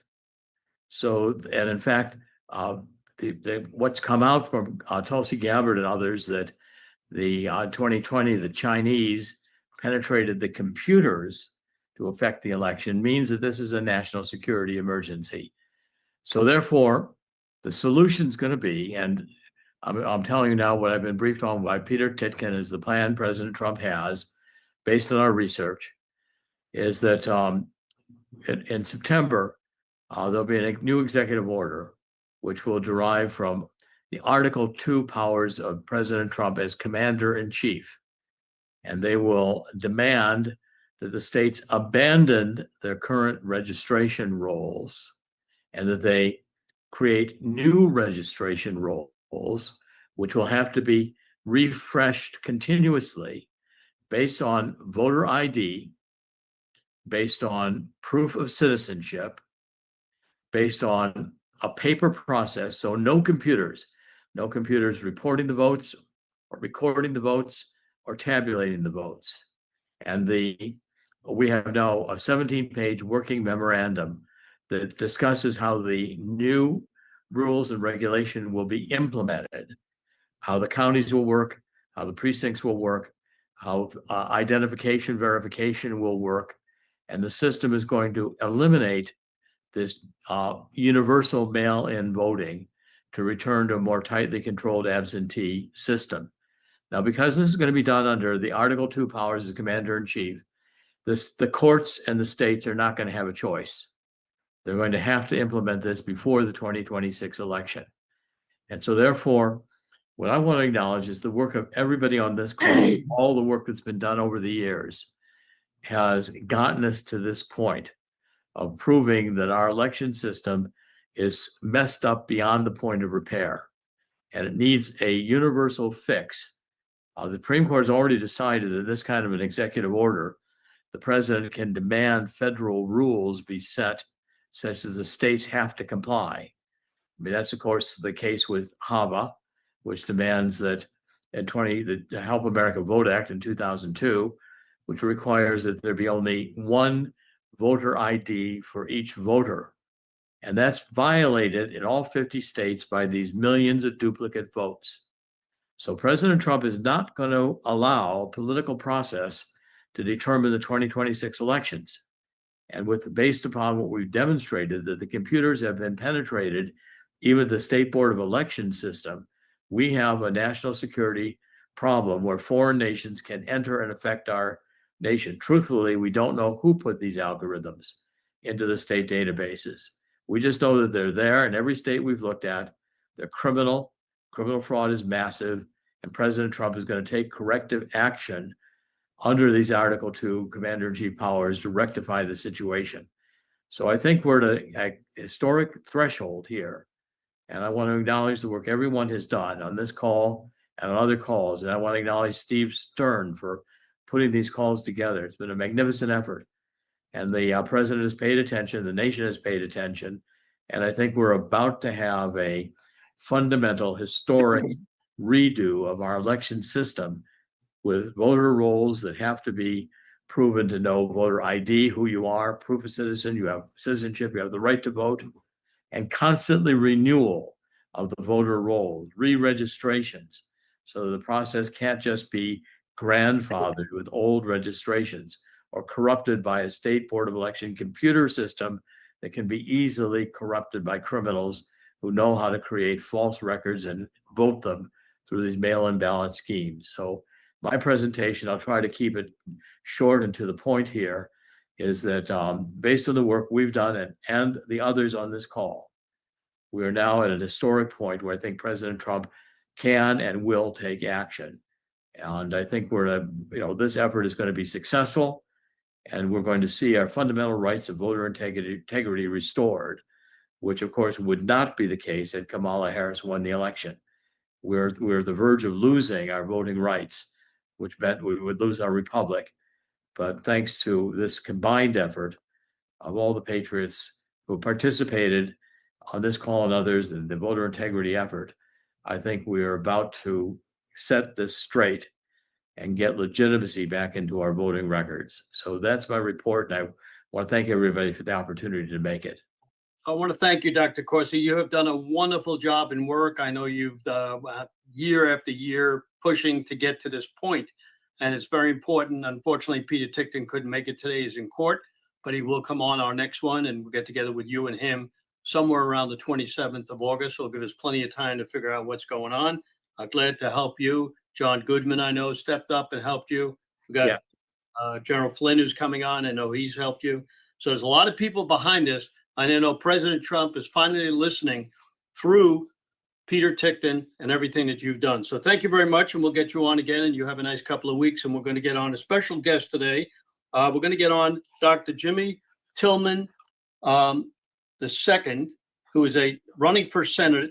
He's an author, historian. He's the founder of the Martin Luther King Republicans, and we're very happy to have him here from Illinois. Gave up a lot of time to be on today, so thank you very much, Dr. Tillman. You ready to come on? Let's get Raj to let him on. Raj? Go ahead, Dr. Tillman. You can start speaking. You're up. Dr. Tillman, I see you're unmuted. Your camera's on. If you can go and start speaking. He may have stepped away from his computer. Let me see who's next. Vem Miller is also available. You want to go to Vem first? No, why don't you come on and do a couple more things on what you were doing? It's important. Okay, sounds good. Yep. I'll wait for that. Let me. Dr. Tillman, as soon as you come back on, just go ahead and speak up. So again, just a follow-up note here. There is now definitely both things, the level of frustration with the status quo. You've heard that from many speakers. We are seeing the same thing in Florida. Make no mistake that even if a Republican supermajority is not the answer for those of you that are in blue states, we have supermajority here in Florida, and yet we are having the same type of similar types of issues. We've got bills that are trying to extend parental rights that are being blocked. We've got bills that are trying to prevent U.S. citizens from voting being blocked, on and on and on. So the net result, though, is because of that frustration, people are hungry for an operator module, meaning a situation where they can be given specific actions to take. And so the actions we're taking at Reclaim Campaign, which is one of the things that Steve and I are rolling out. Steve has helped us by live streaming that event, is we're literally teaching people. And when we say we teach people, we're actually having people that are doing this do the teaching. So these aren't folks that necessarily are big celebrities. These are people that are being quietly successful at the county level, at the operator level. These are folks that are doing things like micro fundraising, which are small events that groups are doing to both raise money and increase membership within the groups. This is something that's covered. Dr. Tillman says he's on, but he's having a problem with the volume. See if he can speak, and maybe you can help him. Got it. Dr. Tillman, can you go and say something? Let me actually put you on screen here. Okay, so Dr. Tillman, I see you. I can't hear you, so likely you may want to choose a different microphone So on your computer, if you would click on the bottom left corner, you see something that's called audio. If you can just nod on your computer, do you see something that says audio? If you can nod or shake your hands. Okay, nod. All right. There's a little arrow next to audio. Okay. Little arrow next to audio. Click that. Yeah. When you do that, you see a section that says select a microphone. Okay. Okay, I hear you now. I hear you now. We hear you now. Okay. All right, great. Well, Dr. Tillman, we Right. introduced you. I don't know if you heard us, but thank you for coming in. Good luck with your run for Senate and everything that Appreciate that. Well, thank you, Big Steve Stern. I appreciate you having me on. It's great to be on a call with so many good people. Let me give a shout out to people that have been on and they helped me out a lot. Big Kathy Salvi, the Illinois godmother of conservatism. I appreciate you. Annie Purchett, the Joan of Arc of Illinois, and my man Terry Newsom, my brother in arms out here struggling and fighting. I don't know if everybody really talked about this on election integrity because I got in late, but we're gonna need to look at a lot of our Secretary of States because here in Illinois, we have something called automatic voter registration. So when you come down, I think Terry said something about it. When you come down here, you get registered, they automatically register you. And so I know we're looking at passing all these laws, but sometimes we need to get people in the Secretary of State's office. You see, election integrity is really important. You know, it's like the last weapon the D's have to hold the urban community, you know, at hostage. You know, everybody votes in Chicago, from the dead, abandoned buildings, people living in restaurants, you know, it's rampant. But when I ran for Senate last time, I thought Cook County only had to lock on dirty voting. But in these little small rural towns, a lot of trickery also happens at the clerk's office here. Not here, probably all over the place. A lot of discrepancy, like a lot of let's keep these names on. So a lot of things we can look at. Here in Illinois, the Trump administration has already asked for the voters' rolls to be looked at. And that's a great step. That's a great step. And that happened here today. And now we're going to see what comes out of that. And from my understanding, they're looking at sensitive data from voters' information, like someone mentioned the Social Security numbers. They're looking at that, all those other things to match them up with people. Right now, it's a great day here in the voters' registration rolls in Illinois, which is great for me because I'm running for office. And there's my time here in Illinois, it's been a lot of trickery. In 2018, let me give you an example about voter integrity. Since the mail-in voting came in, people here in Illinois, they might do it again, but with a new Department of Justice, I doubt it. I think they're looking really hard here in Illinois. You will have mail-in voting, early voting, and same-day voting, sometimes by the same person. Now, 2018, that's how JB got in office. Big deal up. No one's looked at it. I got robbed that election. I got robbed. So since 2018, I've been looking very hard at this election integrity. Now, I want to say a couple other things, but like, give me an example. In Illinois, we have this long election process, early voting. Then we got to count these votes later on after the election. But right here, I don't even see it. It's like an Illinois petition, right? And in this petition, people here in Illinois have to sign, voters have to sign this petition, you know, they county, state, and everything like that, saying that they want this person or that person on the ballot. But this is what this contract tells the voters when they sign this petition. It says this: we, the undersigned members and affiliate, I'm Republican, so I'm, you know, it could be any party, Democrat or Republican. We, the undersigned members and affiliated with the Republican Party or Democratic Party and qualified primary electors of such party in the state of Illinois, do hereby petition the following named person or persons shall be a candidate for that named party for the nomination, election for the office hereafter, specified to be voted for the primary election to be held on March 17, 2026. Voters are here in Illinois signing petitions with a contract, hoping that on the 17th, they will have a deciding elector or that candidate that they sign or supporting. They would know on that day if that person is elected. Now, I don't know if this can be held up in court or something like that, but everybody signs this for people to get on. Now, I don't know how many voters might get disenfranchised because they stay up late, or sometimes, like in my election, it won't be called to the next day and things like that happen, or 3 days or 4 days or 5 days, and even with the election of the president, a week or a month later. But here it says the primary election to be held on the 17th, and they looking for that person to be notarized. So I hope that somebody of importance that's following this will use that for a great example. Now let me just tell you about who we are. We are the Martin Luther King Republicans. We were founded in 2008, right after Barack Obama became president. We was founded in Trump Hotel that night when everybody was celebrating Grant Park. The reason why we formed our party, well, a little small technical Republican Party, was to be a space for Black Americans to come and join the Republican Party. Not saying that was not Blacks in the Republican Party, but we wanted to provide a space for Democrats who will be upset with the outcome of the election.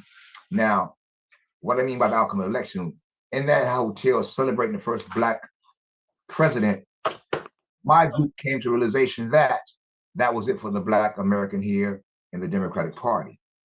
They would use Barack Obama as a symbol to not do anything for the people whatsoever. And during Barack Obama's administration, you can see that came to relevance. You had open borders, and that just brought a whole new electric in. You had the Democratic Party taking shots at illegals, giving all the illegals benefits for Black Americans. So the Black man has suffered greatly under Barack Obama's presidency. So we wanted to form an organization to be there, a conservative organization. We are affiliated with the Heritage Foundation.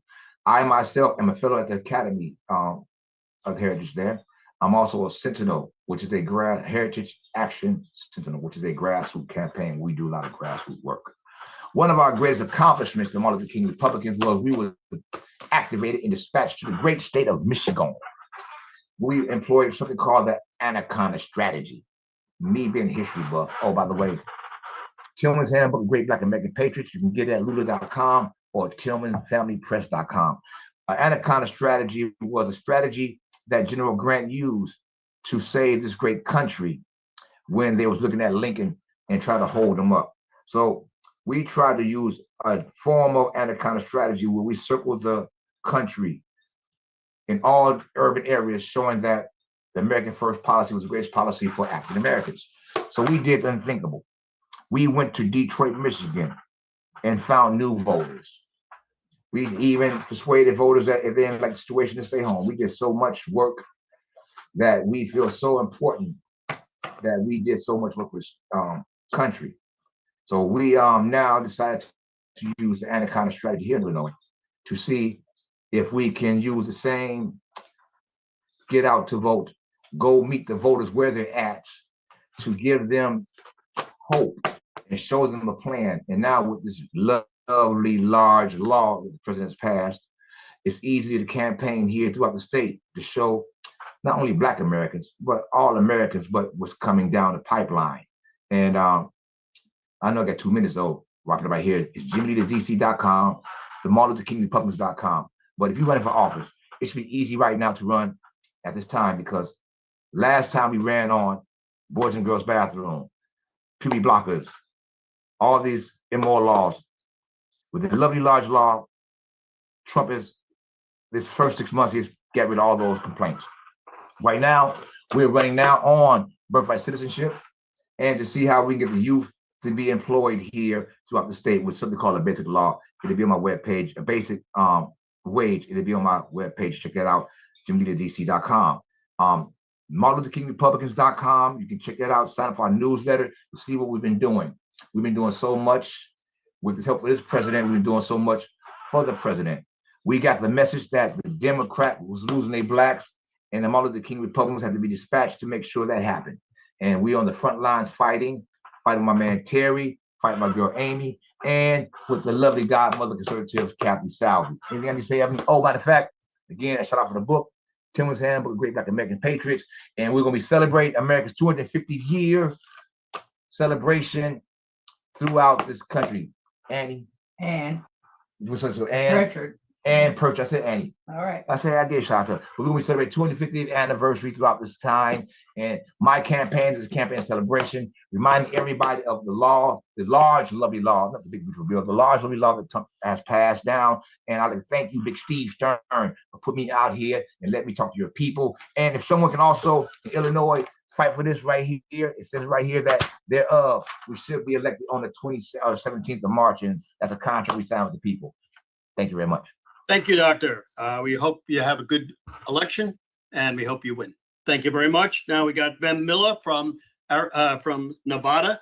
He's got a podcast. Come on down, Ben. And then we're going to have General Flynn, who's waiting in the background, and we're really waiting to hear what he's got to say. He's going to have some great stuff to say.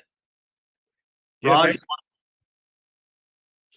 Go ahead, Ben. Go ahead, Ben. Thanks, You're up. Raj. Yeah. Should I go ahead? yeah, go Yes, ahead. please go ahead. Awesome. Thank you so much, guys, for giving me the time here. I don't think I'm going to take all my 10 minutes. I really wanted to get on this call because prior to the election, our company, America Happens, was conducting an investigation having to do with the voter fraud in California, Nevada, Colorado, and New Mexico.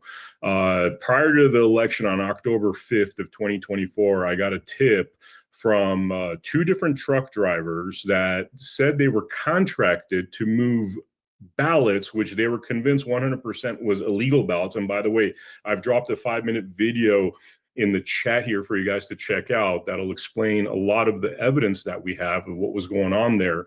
And the gist of it was that we got a tip that 150 semi trucks and trailers were congregating in a port in Washington, Washington State, Tacoma. They actually gave me the location of the port. The port is located the parking lot is located right next to the port where ships could actually dock. And we had two Patriot truck drivers as witnesses. They were terrified to reveal this information to us, but they gave us bills of ladings. They gave us the company's name. They gave us the supervisors of the company, who they are. We did some background research on the two principals of the company, found out that they had criminal past, but lo and behold, they had done no time. And certainly there was the hallmarks of people that are controlled and owned by the wrong types of individuals. Now, we know these ballots were coming in through Tacoma in this parking lot, then 150 semi trucks and trailers would distribute them across California, New Mexico, Colorado, California, New Mexico, Colorado, and I believe Arizona. There's one other state, and it's all in the video with the testimonials of these individuals. By the way, talking about the shipment of these ballots. And so anyway, I just wanted to draw people's attention to this because this kind of got lost in the shuffle of the election. We were actually, very happy that Trump won. All the way up to the election, we're putting out, pieces about the fraud that we're all like very scared, very anxious. Luckily, he won, but this kind of got lost in the shuffle of the victory. And I would love to bring this back to the public consciousness. Like I said, the video is right there on my X account.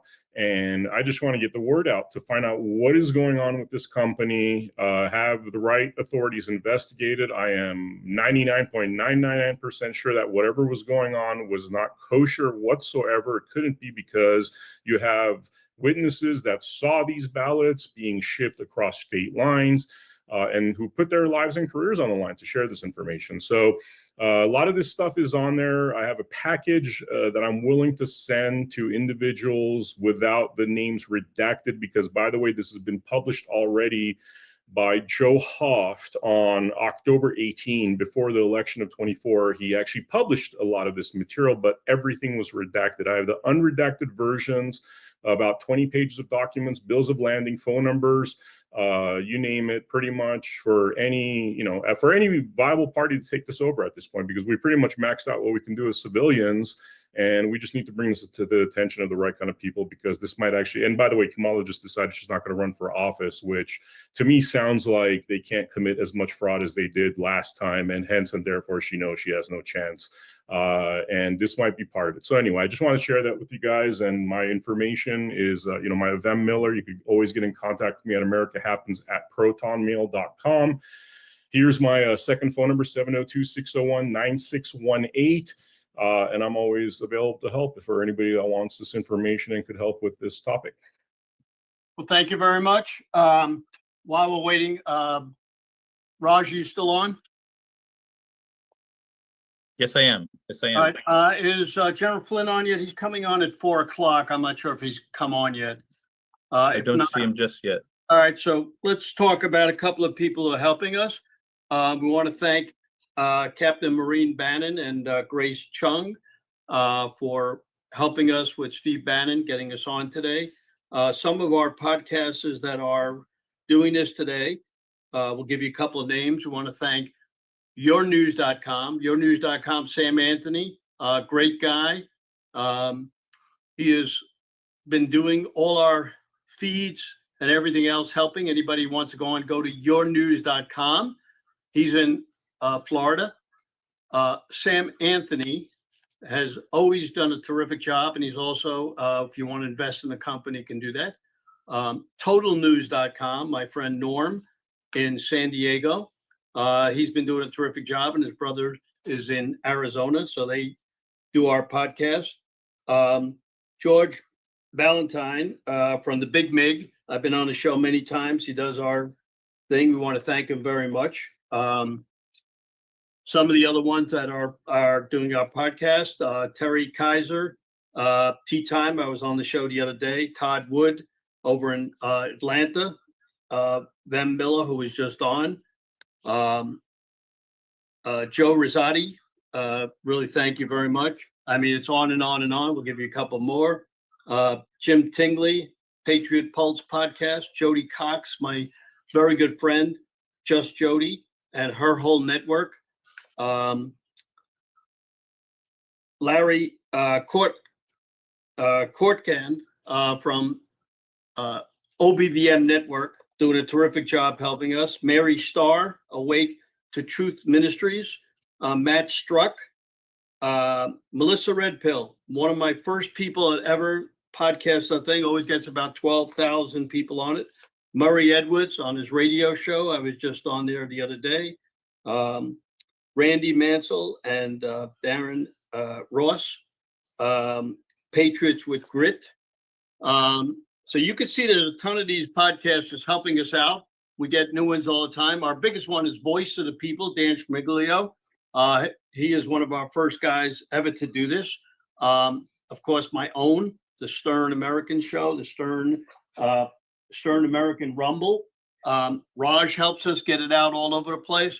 Many, many people, Lindell TV, Cloud Hub, Facebook. Want to thank Rumble. They put us up on the front page. So you could see what this takes to put this on.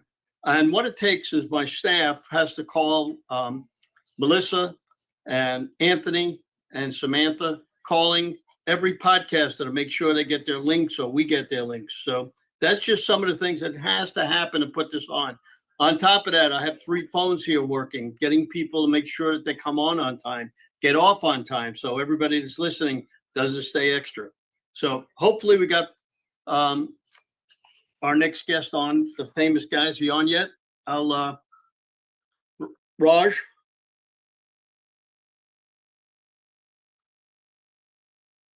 We got General Flynn on yet?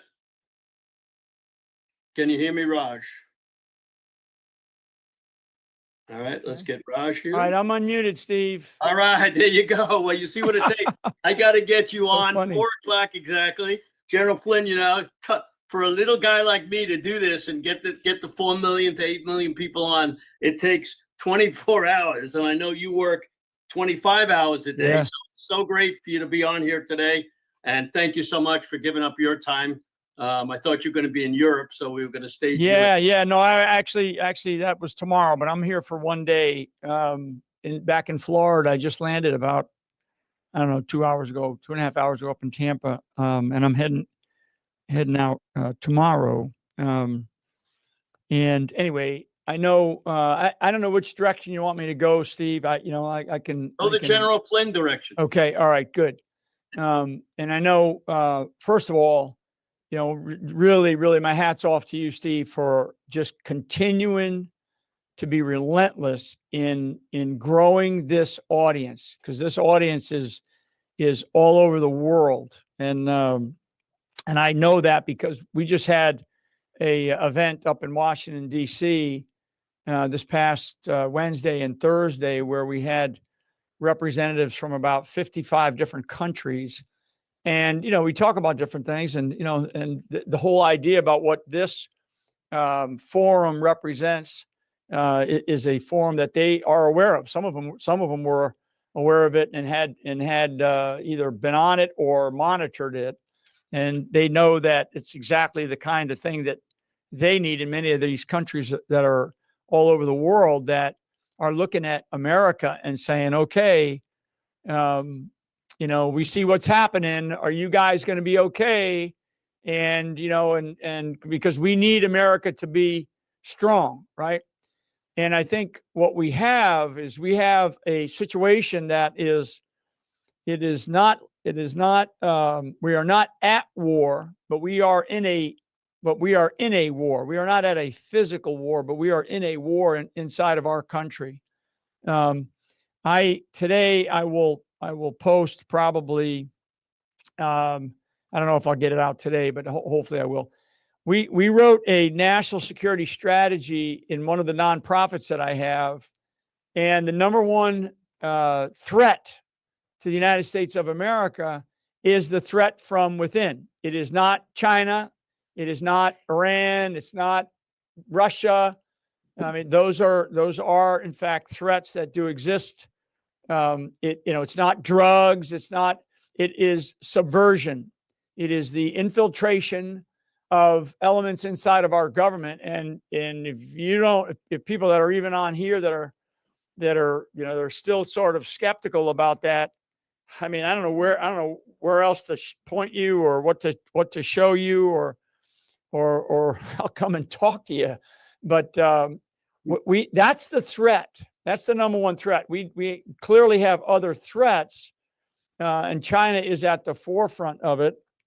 I will say that radical Islamism there is a civilizational war going on in Europe right now, and that is clear.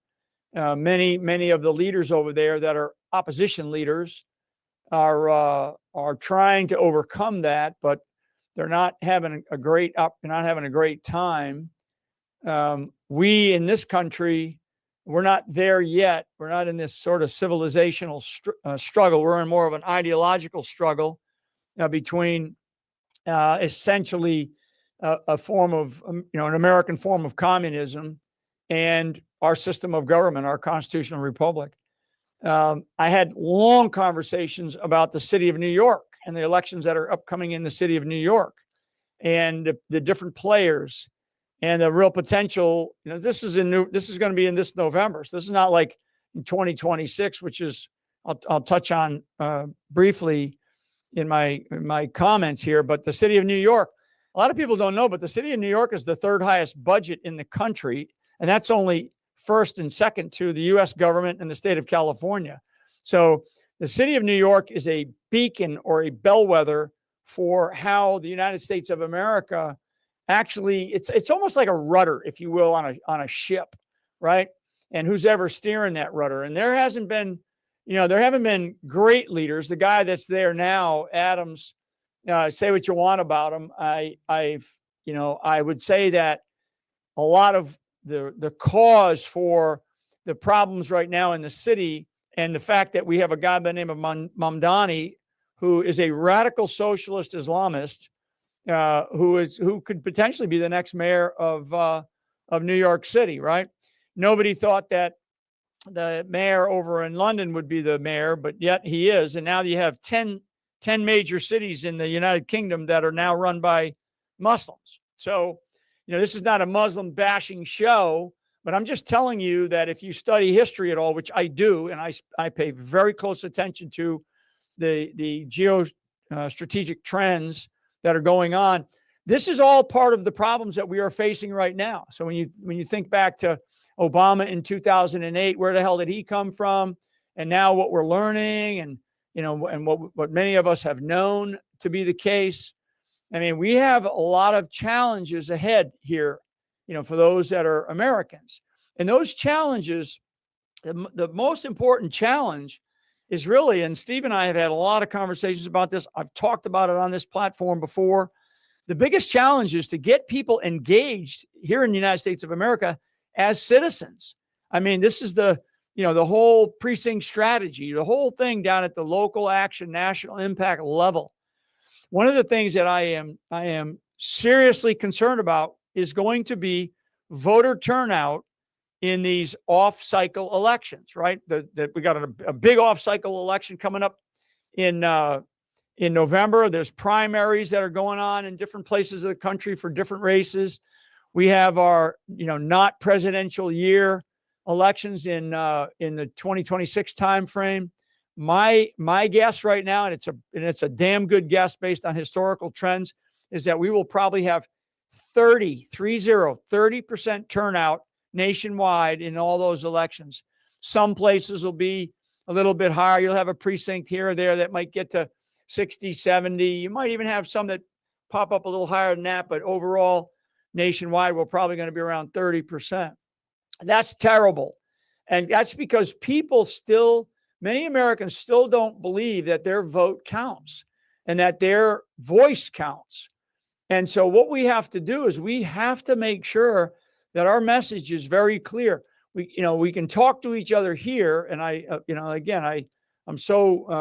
enamored by Steve for everything that he's been able to do. Because when he and I first met a few years ago, it was a small group of us talking to ourselves. And now it's millions of people and it gets millions of views as each event goes on.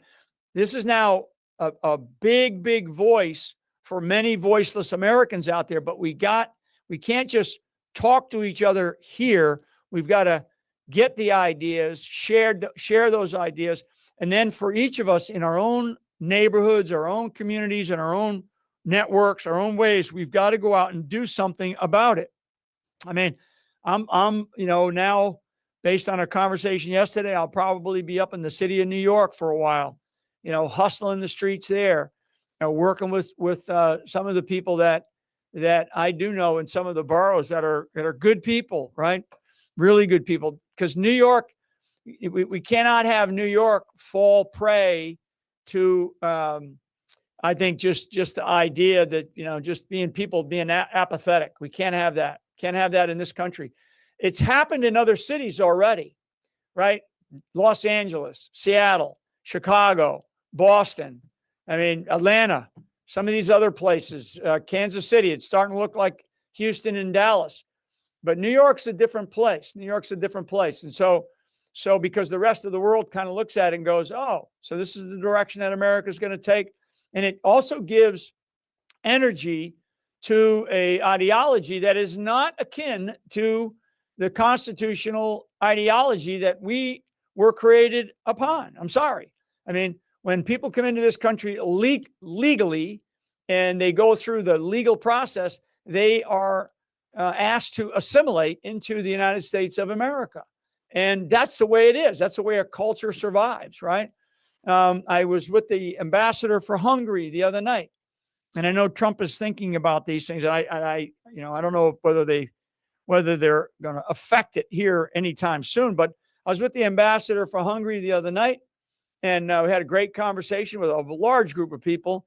And Hungary gives now to women, it gives no taxes. If you have 3 children, you pay no taxes for the rest of your life in Hungary. No taxes for the rest of your life. And that's Viktor Orban, who's the president right now. And now they're looking at, because of their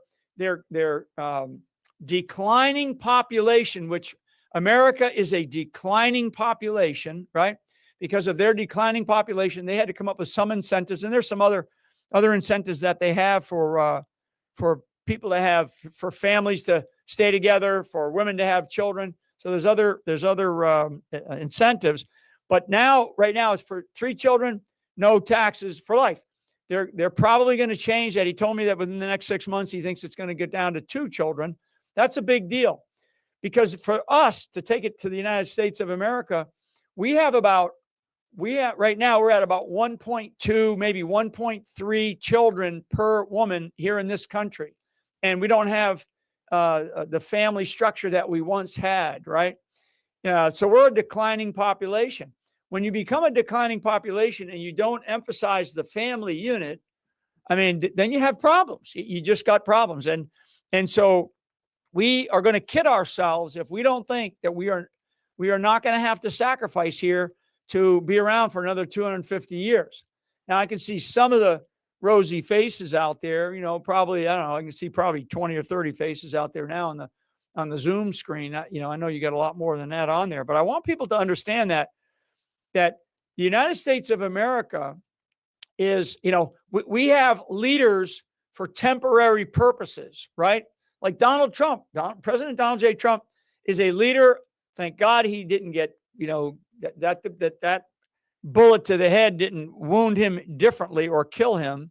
And then the second assassination and other assassination attempts that we know of that have been tried.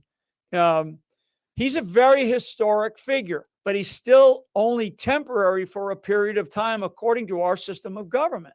So that means that people have to get engaged. If you're not going to, I'm not, Trump this morning posted or tweeted out or truthed out or whatever we call it, the number of years certain members of Congress and the Senate have been in those seats, right? 50 years, 48 years, 36 years. I mean, we are not supposed to have people that stay in these positions, these political positions for so long, because we see what they are doing. They've just been ripping off the American people. And what I told a group the other night, and it's a group of nations, and I told them, do not mistake what we are going through, what the United States of America is going through, as a weakness. Do not mistake what we are experiencing here very publicly, very transparently, in a very ugly way. Do not look at that as a weakness. This is a strength of the American system of government, because we can have this internal debate inside of our family, with all of the, metaphorically, with all the brothers and sisters, right, working in the government, people like myself, people like Steve and others that are on this net. We can have these arguments and these debates, and we can crash heads with each other, but we are going to find out what the problem is. And when we get down to the essence of the problem, this time around, we are going to do something about it. Something will be done about it because of what we have now experienced. And they really did try to get away with this. They tried to get away with it. So this is not funny. There's no games about this. This is very, very serious stuff. And it has to do with the future of our country. And for a guy that I've made my life about, service to the country from the time I was a kid, knowing that I was born on an Army base. As a kid, I always knew I was going to go into the military one way or the other. I did. And then, now I am serving in a different way. And the way I'm serving now, because people all, say, in the government, out the government, believe me, every single day of my life, I am focused on helping these people that are in these positions of authority that are doing the right things. Those that are doing the wrong things, we will go after them, and we are going after them.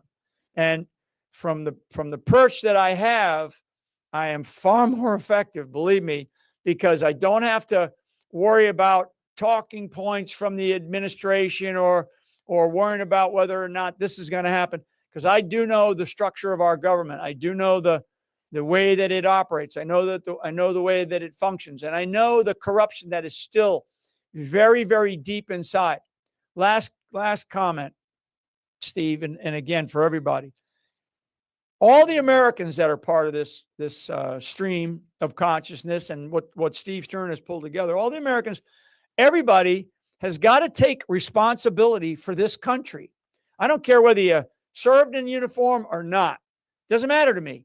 Everybody has to take responsibility for this country. Everybody has. Otherwise we're going to lose it. We are going to lose it. And these people are not giving up. On that note, I can tell you that there are tens of thousands of people inside of our government, and I don't use that number lightly, tens of thousands, not a couple of people that served, in the Oval Office with Obama. I'm talking about tens of thousands of people in a government that has a couple of million, okay, a couple of million that live and breathe in Washington, D.C., that are anti-American, okay, that are anti-American. And they are inside the government. And they need to be routed out. And, you know, it's not easy. And it's happening on a daily basis. You know, Pete Hegseth is doing some things. I mean, Tulsi Gabbard's doing some stuff. I know the Secretary of State's doing some stuff. And this is in the national security arena, right? The national security arena, which is the arena that actually controls a lot of activities within the government, domestically and internationally. And principally, if you were to put a tip on that spear, that would be the CIA. Okay, now we've already learned that the CIA was directly involved in the JFK, in the killing of the president of the United States. Okay, not the JFK assassination, the murder of a president of the United States. And frankly, they got away with it. That's why they fought tooth and nail for decades to keep the information close hold, right? And there's all kinds of other programs out there. So I want people to really, and I'm not being hyperbolic about this, folks. Okay, I'm not exaggerating. These are factual, you know, things that we are for just our election system. We are working on a set of predicates right now that will eventually go to the president of the United States to make a really, I think, a relatively easy decision. He might think it's a tough decision, but I think by the time he gets it, it'll be an easy decision. But my last comment is personal responsibility, citizen involvement, you know, precinct level matters so much. Local action matters so much. A leadership principle is control. You know, control what you can control, and take control of it. Don't worry about what you can't. And if it's something that you want to try, then go for it, right? Go for it. But if you can't control what Donald Trump is going to post on Truth Social tomorrow or tonight, don't worry about it. You know, and you know he's gonna do what he's gonna do. If you can't control, you know, something that Lindsey Graham is going to say, you know, let the people of South Carolina deal with that. And that's another one I'm involved in. And, you know, you can't control something in the next state, don't worry about it. But if you can control your community or help control your community, your church, your network, you know, you can influence in your own way, you can get involved, then please, please, please do. Because otherwise, we don't have any more excuses, folks. And for us to get another 250 years out of this experiment in a constitutional republic, you know, for us to do that, it's going to take sacrifice, time, commitment. And that's why I love you, Steve, because you have been relentless, and that's what we need more of. So I'll stop there, Steve. I'll stay for, if you got a question, I got a question. things I'd like to ask you because people have texted me and asked me. But the first thing I'd like to thank you because you made something happen that you don't even realize. How we got more and more people. You gave me your list of podcasters. From that list, we got a lot of podcasters. However, there are podcasters out there that have a big audience that refuse to help. And that's part of the problem in the United States. One of the things you and I talked about when I first met you was the other generals in this country that have retired that refuse to do what you're doing. They laid back. I don't know if they're afraid of their pensions or what it is, but we need to get some of them to step up, because as a leader like you are, and whenever you come on, people listen. Now we have a lot, I know you will know a lot of generals and colonels and people like that were leaders that, you know, led thousands of men into battle. So why don't they step up? That's the first question. Yeah, they don't step up because they're weak. Actually, when it comes to this type of stuff, these are people that are just weak. And you're right. I mean, you know, and a lot of these guys got good little cushy things going on. I mean, I don't think anybody on this network, maybe you do, but I mean, if you paid real close attention, I had part of my retirement paid docked by the Obama administration. Okay. And I'm still fighting to get that back. So, you know, these people are evil that we're up against.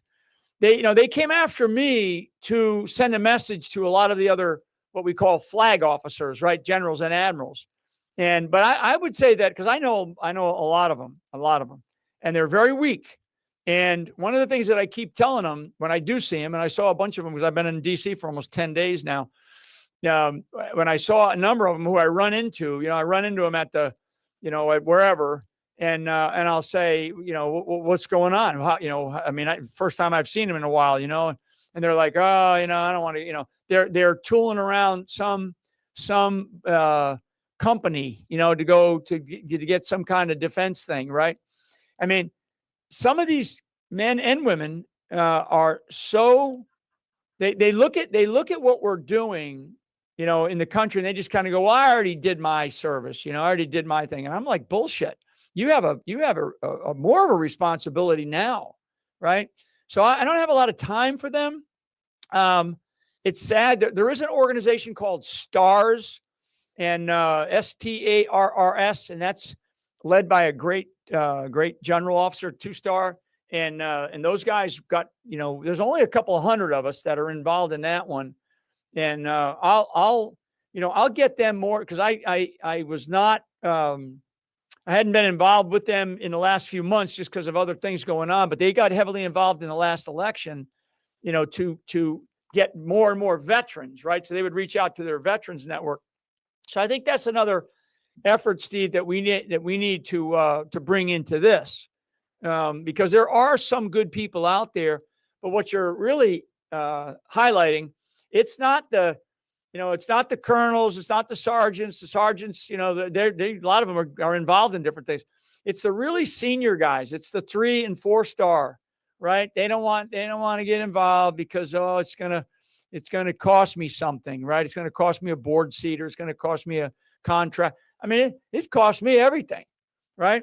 But it's righteous. It's exactly what we need to be doing. I mean, I look at my grandchildren and I'm like, oh my God, I can't look at my grandchildren and live with myself knowing that these assholes, excuse my Irish, are trying to destroy our country. And so, anyway, probably more than you needed on that question. So the Chinese own property next to almost all our bases, and you're a national security guy. Why the heck isn't Trump doing something to get these people out of there? Because it makes no sense, as you saw what happened with the war with Russia, when when they went into their right next to their bases and blew them up, and now we got all these Chinese that own property. And how stupid can we be to let that happen? Yeah. So first, let me answer the how. How does that happen? The Chinese are very smart. They do. They'll create companies, and then they'll create subs to those companies, and those companies that end up buying the real estate will look like they're very legitimate. They'll look like they're a legitimate U.S. real estate development company, right? Because this is how the Chinese operate. Very smart. They know exactly what our rules are. They know what our regulations are better than most businesses in this country. So that's kind of how they did a lot of this stuff. I will tell you that there is a lot of money that's being paid to people at local levels in that arena. So the real estate development arena, the purchasing of properties, building, management, building and facilities. States, I think, did a really poor job, and some states didn't care. Michigan was one of them. I mean, oh my God, it was like carte blanche. So one of the things, so now that was kind of the how. Now, what is Trump doing about it? I am told that he is going to go in and start to potentially seize this property. So just take it from, if it can be tied to the CCP, that real estate will be seized by the United States government, and then held and then re-auctioned or something like that. But Trump is so livid about this, as he should be, as the president of the United States, that they were able to get away with a lot of this over the last couple of years. But it's been going on longer than you think. The sickening part of it is how close some of these developments are to very strategic capabilities that the United States military has. We can't have that. So Trump is fully aware of this.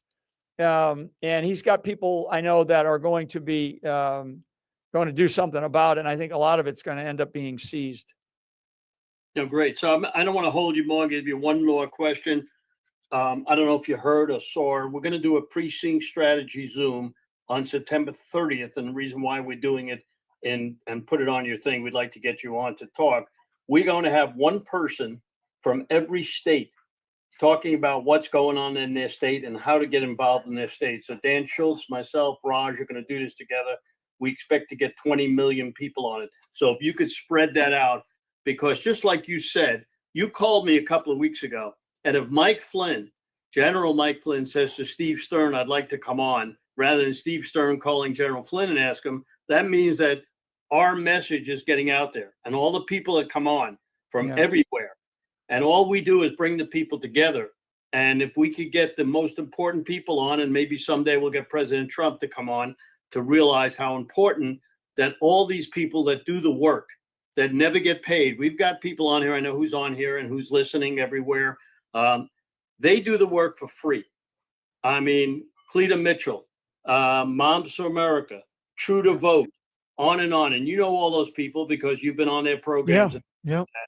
That they're helping us, and they broadcast us. And President Trump doesn't realize the amount of people that we get on this thing. So if you speak to him and ask him, maybe because he gets on Fox all the time and he gets on Newsmax and all that stuff, but how important it is to get to the grassroots people, to ask them to get involved. You know, Dan Schultz and myself with Liz Harrington had him do precinct strategy and endorse it. And he realized how important it was, because when I was at a conference with him, he said, if I knew about precinct strategy before the 2020 election, I would have won that election. So if you speak to him, see if you can get him to come on. Yeah, I will. In fact, let's make a sort of put a mark on the wall for September 30th to see if we can't get, have him come in and speak for 15 minutes, especially if we can pull that kind of audience. And I'll leave you guys with this, Steve and team. I was in this group last week that we had a great. Yeah, and thank you for inviting me. I couldn't make it, but it was great. It was really wonderful. But Eli Crane, Congressman Crane, won his district in a blue district, in a congressionally strong Democrat district, and he did it with very little money, but he did it using basically local action techniques. And he also did it using alternative media. So he really was smart. And we talked about this last week. We actually invited him to talk about, politics and the alternative and the use of alternative media. And I mean, he didn't have any support really. The GOP didn't really want him. He veteran, great guy, just a great guy. And he talked about how he leveraged alternative media and he leveraged the local effort. And he won. He won in I think it was like a +10 district for Dems. So I can't overstate the power of what we are on right now. This platform, the affiliates, I call them the affiliates that I have, that I use, to get a message out. We're upwards. I don't know what we gave you, Steve, but whatever we got, we'll give it to you. We had like 300 podcasters. Some of them, I know they only have markets of like 20,000 in a local area. Some of them have markets of 2 million, 3 million. I do agree that we've got to get some of these the bigger ones on to participate, but your participation on, Bannon's always been good, and some of these other bigger ones, we've got to continue to push that to then drive people to this, Steve. And we must keep this thing going. I mean, ad infinitum, right? We've got to work very hard for the upcoming elections. We can lose this country. It's not about losing a race anymore. It's about losing this country. And I will say that till the cows come home. We can lose this country. And we were very, very close. And it's not over yet. It's not over yet. The struggle is not over. And we have this man in the White House right now on a temporary basis.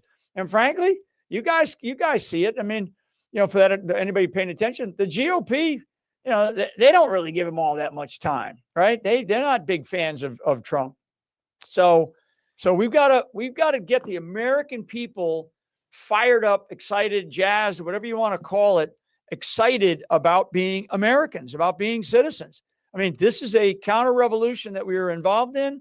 And in order for us to be victorious, in order for us to win and look forward to our children and our grandchildren having a beautiful constitutional republic where our freedoms are still exist, it's going to take us to really sacrifice our time and other resources that we have. So, anyways, thank you, Steve. Thank you. And what we'll do is we'll get your cut for what you've been on, and we'll send it out to our 100,000 people, and we'll send it to you. You can get it out. Absolutely. And we will talk to you about getting President Trump on this thing. That would be great Yeah, for our yeah. people, because I have people that give 12 hours a day, never make it. They pay to work.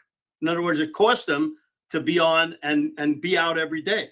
And so that's unbelievable. And one of them is Tina Saline out in California. And one day I'll introduce you to her. She works with everybody in California. She got me 10,000 people in California. So there are Beautiful. people out there like that. And I have a whole list of them. So Yep. we will do that. Thank you so much for coming Beautiful. on. We love you. All right, everybody. God bless. You got it. All right, Raj, we got one more person. I'm not sure if Nancy Hayes is still there. If you could find her. If not, we'll close it Yeah, down. she is there. She's ready All to right, go. Nancy, go ahead.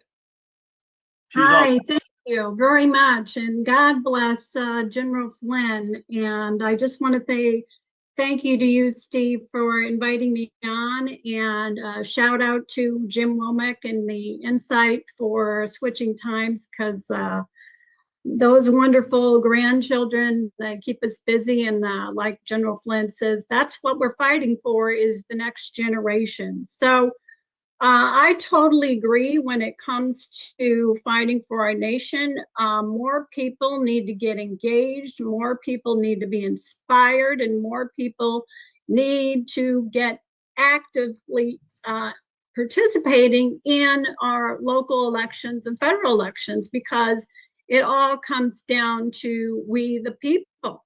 At the Illinois Freedom Alliance, what we have strongly promoted is, freedom is only guaranteed by our Constitution.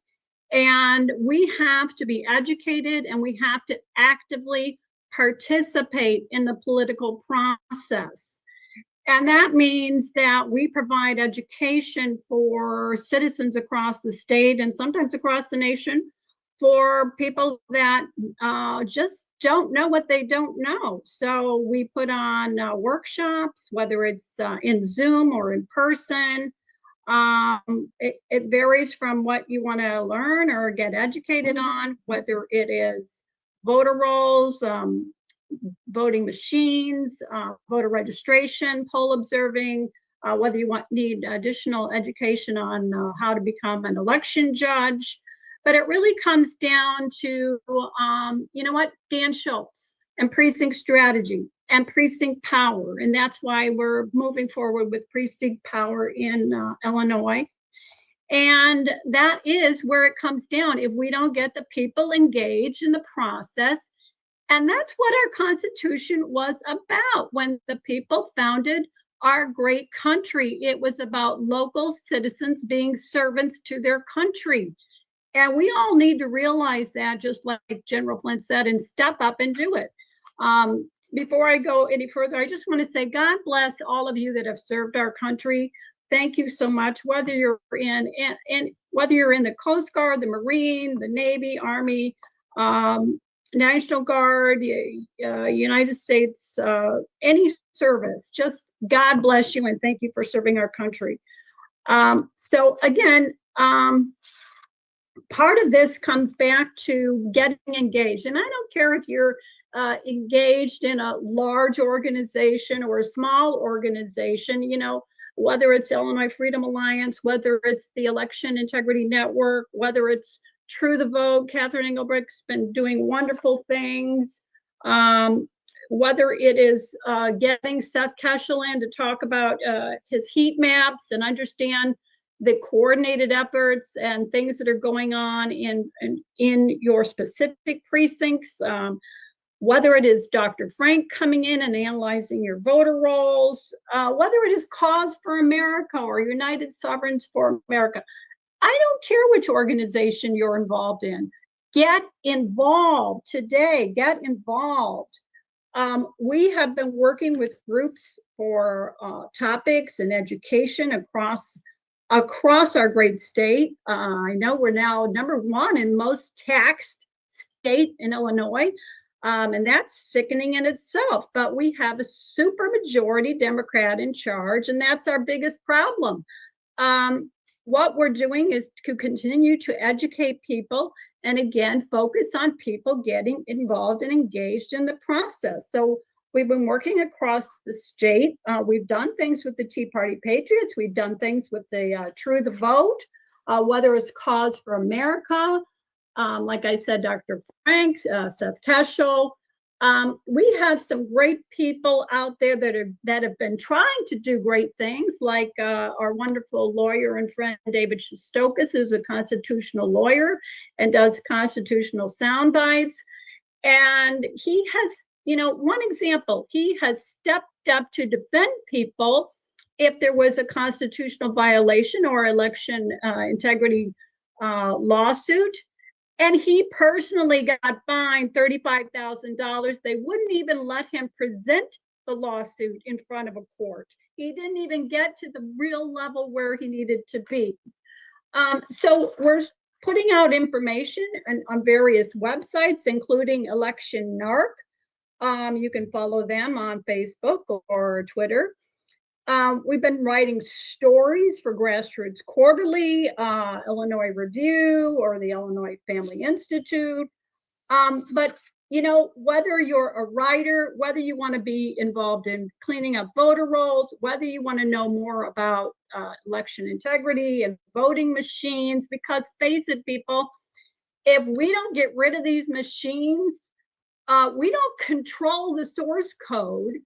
And the source code is the problem. You can talk about flip votes. You can talk about the data that we've shared across the board that shows the same people getting the same number of votes on election day, on early voting, and vote by mail. That's impossible. That doesn't happen naturally. And by the way, that data can be shared in regards to not just one county, like Crook County that I live in, but also DuPage County, Will County, Lake County. Any of those counties can share that. We have problems.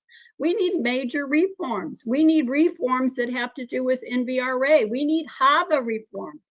We need to eliminate drop boxes. We need equal access. How about just to the data election stuff that we have to pay for? And by the way, get rid of ERIC. They're supposed to be cleaning up our voter rolls. We're paying money for it, and they're not doing it. And how about whistleblower protection for those that have been helping us? And we could talk about voter ID. Like, wouldn't it be wonderful if all of our states were like Wyoming, and if they didn't vote, our citizens didn't vote in an election, you had to re-register the next election? Wouldn't that be wonderful? Paper ballots. Yes, we need paper ballots. We need paper ballots audited. We need a paper trail. And we need wonderful courses like Jennifer Lubers is giving on hand counting. Yes, because sometimes the machines make errors, like they do in Georgia when a mayor's race was really not lost, but actually won. And what determined it? People hand counting the ballots. And get rid of the Election Assistance Commission. That is not good. That is not good at all. And neither is CISA. I mean, basically the people that have been put in charge of protecting our national security and infrastructure for elections are ruining it. And that is the problem. You got the wrong people involved. So yes, I encourage every citizen to get involved in civic engagement. I encourage you to become PCs. I encourage you to be involved in cleaning up voter rolls, participating as poll observers, becoming an election judge. How about helping candidates just knock on door and get flyers out, write letters to your congressman, get engaged in the process? Because in the end, our liberty depends on a government that operates with the consent of we, the people. So when it all comes down to it, God bless America, because if people don't engage in the process, we're screwed. And Emerald Robinson is putting out the news. If you haven't seen it on Twitter, you need to follow her. Emerald Robinson. So thank you very much, Steve. Thank you very much, Raj. Thank you very much, Dan Schultz. And thank you to all of those good citizens out there that are working hard to make this country great. Stay Great. inspired, stay educated, and stay involved. Great speech. We really appreciate it. Thank you so much. It was really wonderful. You really rounded it off. Raj, you want to come in and close it down? I'm worn out. Steve, thank you so much for the work that you did. Huge effort.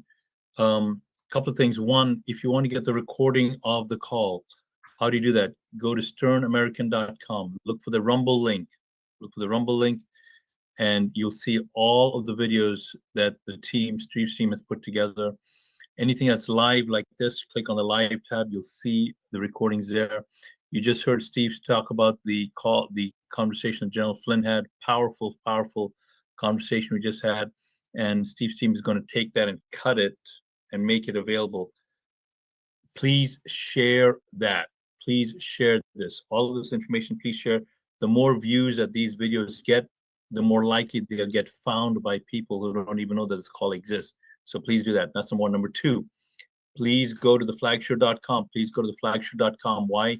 Because every purchase you purchase at theflagshare.com helps cover some of the costs. It doesn't cover all the costs, but it covers some of the costs of putting these events together. There's so many people working behind the scenes to make this done. As you heard Steve say, so please do that. There are so many things. It's not the shirts, just the shirts that you see, but there's all kinds of accessories, women's wear, things for your home that you can get at theflagshirt.com. We want to wish Steve, he is going to go on a vacation. I don't even know if he's you know what, he's going out of town. But make no mistake, I don't think it's going to be a vacation unless someone can figure out how to kill all the cell phone signal near him. He's going to be working. So if someone knows how to do that, his wife will really appreciate you killing all the cell phone signals so he can't check his messages, because Steve is non-stop. So Steve, thank you for all the work you have done, continue to do. Thank you for Brett Stern, CEO of Flagshirt, for helping make this happen and underwriting all of this. And Anthony Cafardi and Stephanie Castanda, I'm mispronouncing her name, but thank you for the hard work. Melissa. And Hey, how do you say her Melissa, last name? I want to make it right. Put her on. All right, Yeah. there you go. The lovely lady that's waving there. Thanks for the work. Friends, we'll see you again next call, August 27th. Next call, August 27th. Put on your calendar, August 27th. We'll see you back here at that time. Thank you, Steve, for everything you're doing. We'll look forward to seeing you again soon. Bye-bye, Thank you, everyone. Rod. Thank you. Without you, we couldn't do this. You're around the state. All I'm together. gonna stay home for a little while and relax. I'm going to be in Europe, actually, so I'll probably see a few of your friends out there on the boat. All right, we'll see That's everybody awesome. soon. Thank you so much for showing up. Thank you for staying around. I'm glad everybody enjoyed it. I think General Flynn said it the way it was, and I'm glad that he came on, and he's going to help us get more people on. Thank you for all the podcasters, the Lindell TVs, the Cloud Hubs, the Facebook, the Rumble, the X, Getter, and Steve Bannon, who made it happen. Without him putting me on originally about a year ago and saying we're going to put this live, it never would have happened. So that's the way it goes. And all your input, sstern1054@gmail.com. And Raj, you want to give your email in case anybody wants to email us to give us input? Raj@defendflorida.org. Raj@defendflorida.org. Raj@defendflorida.org. All right, friends, have a good one. Good night. Good night. Good night.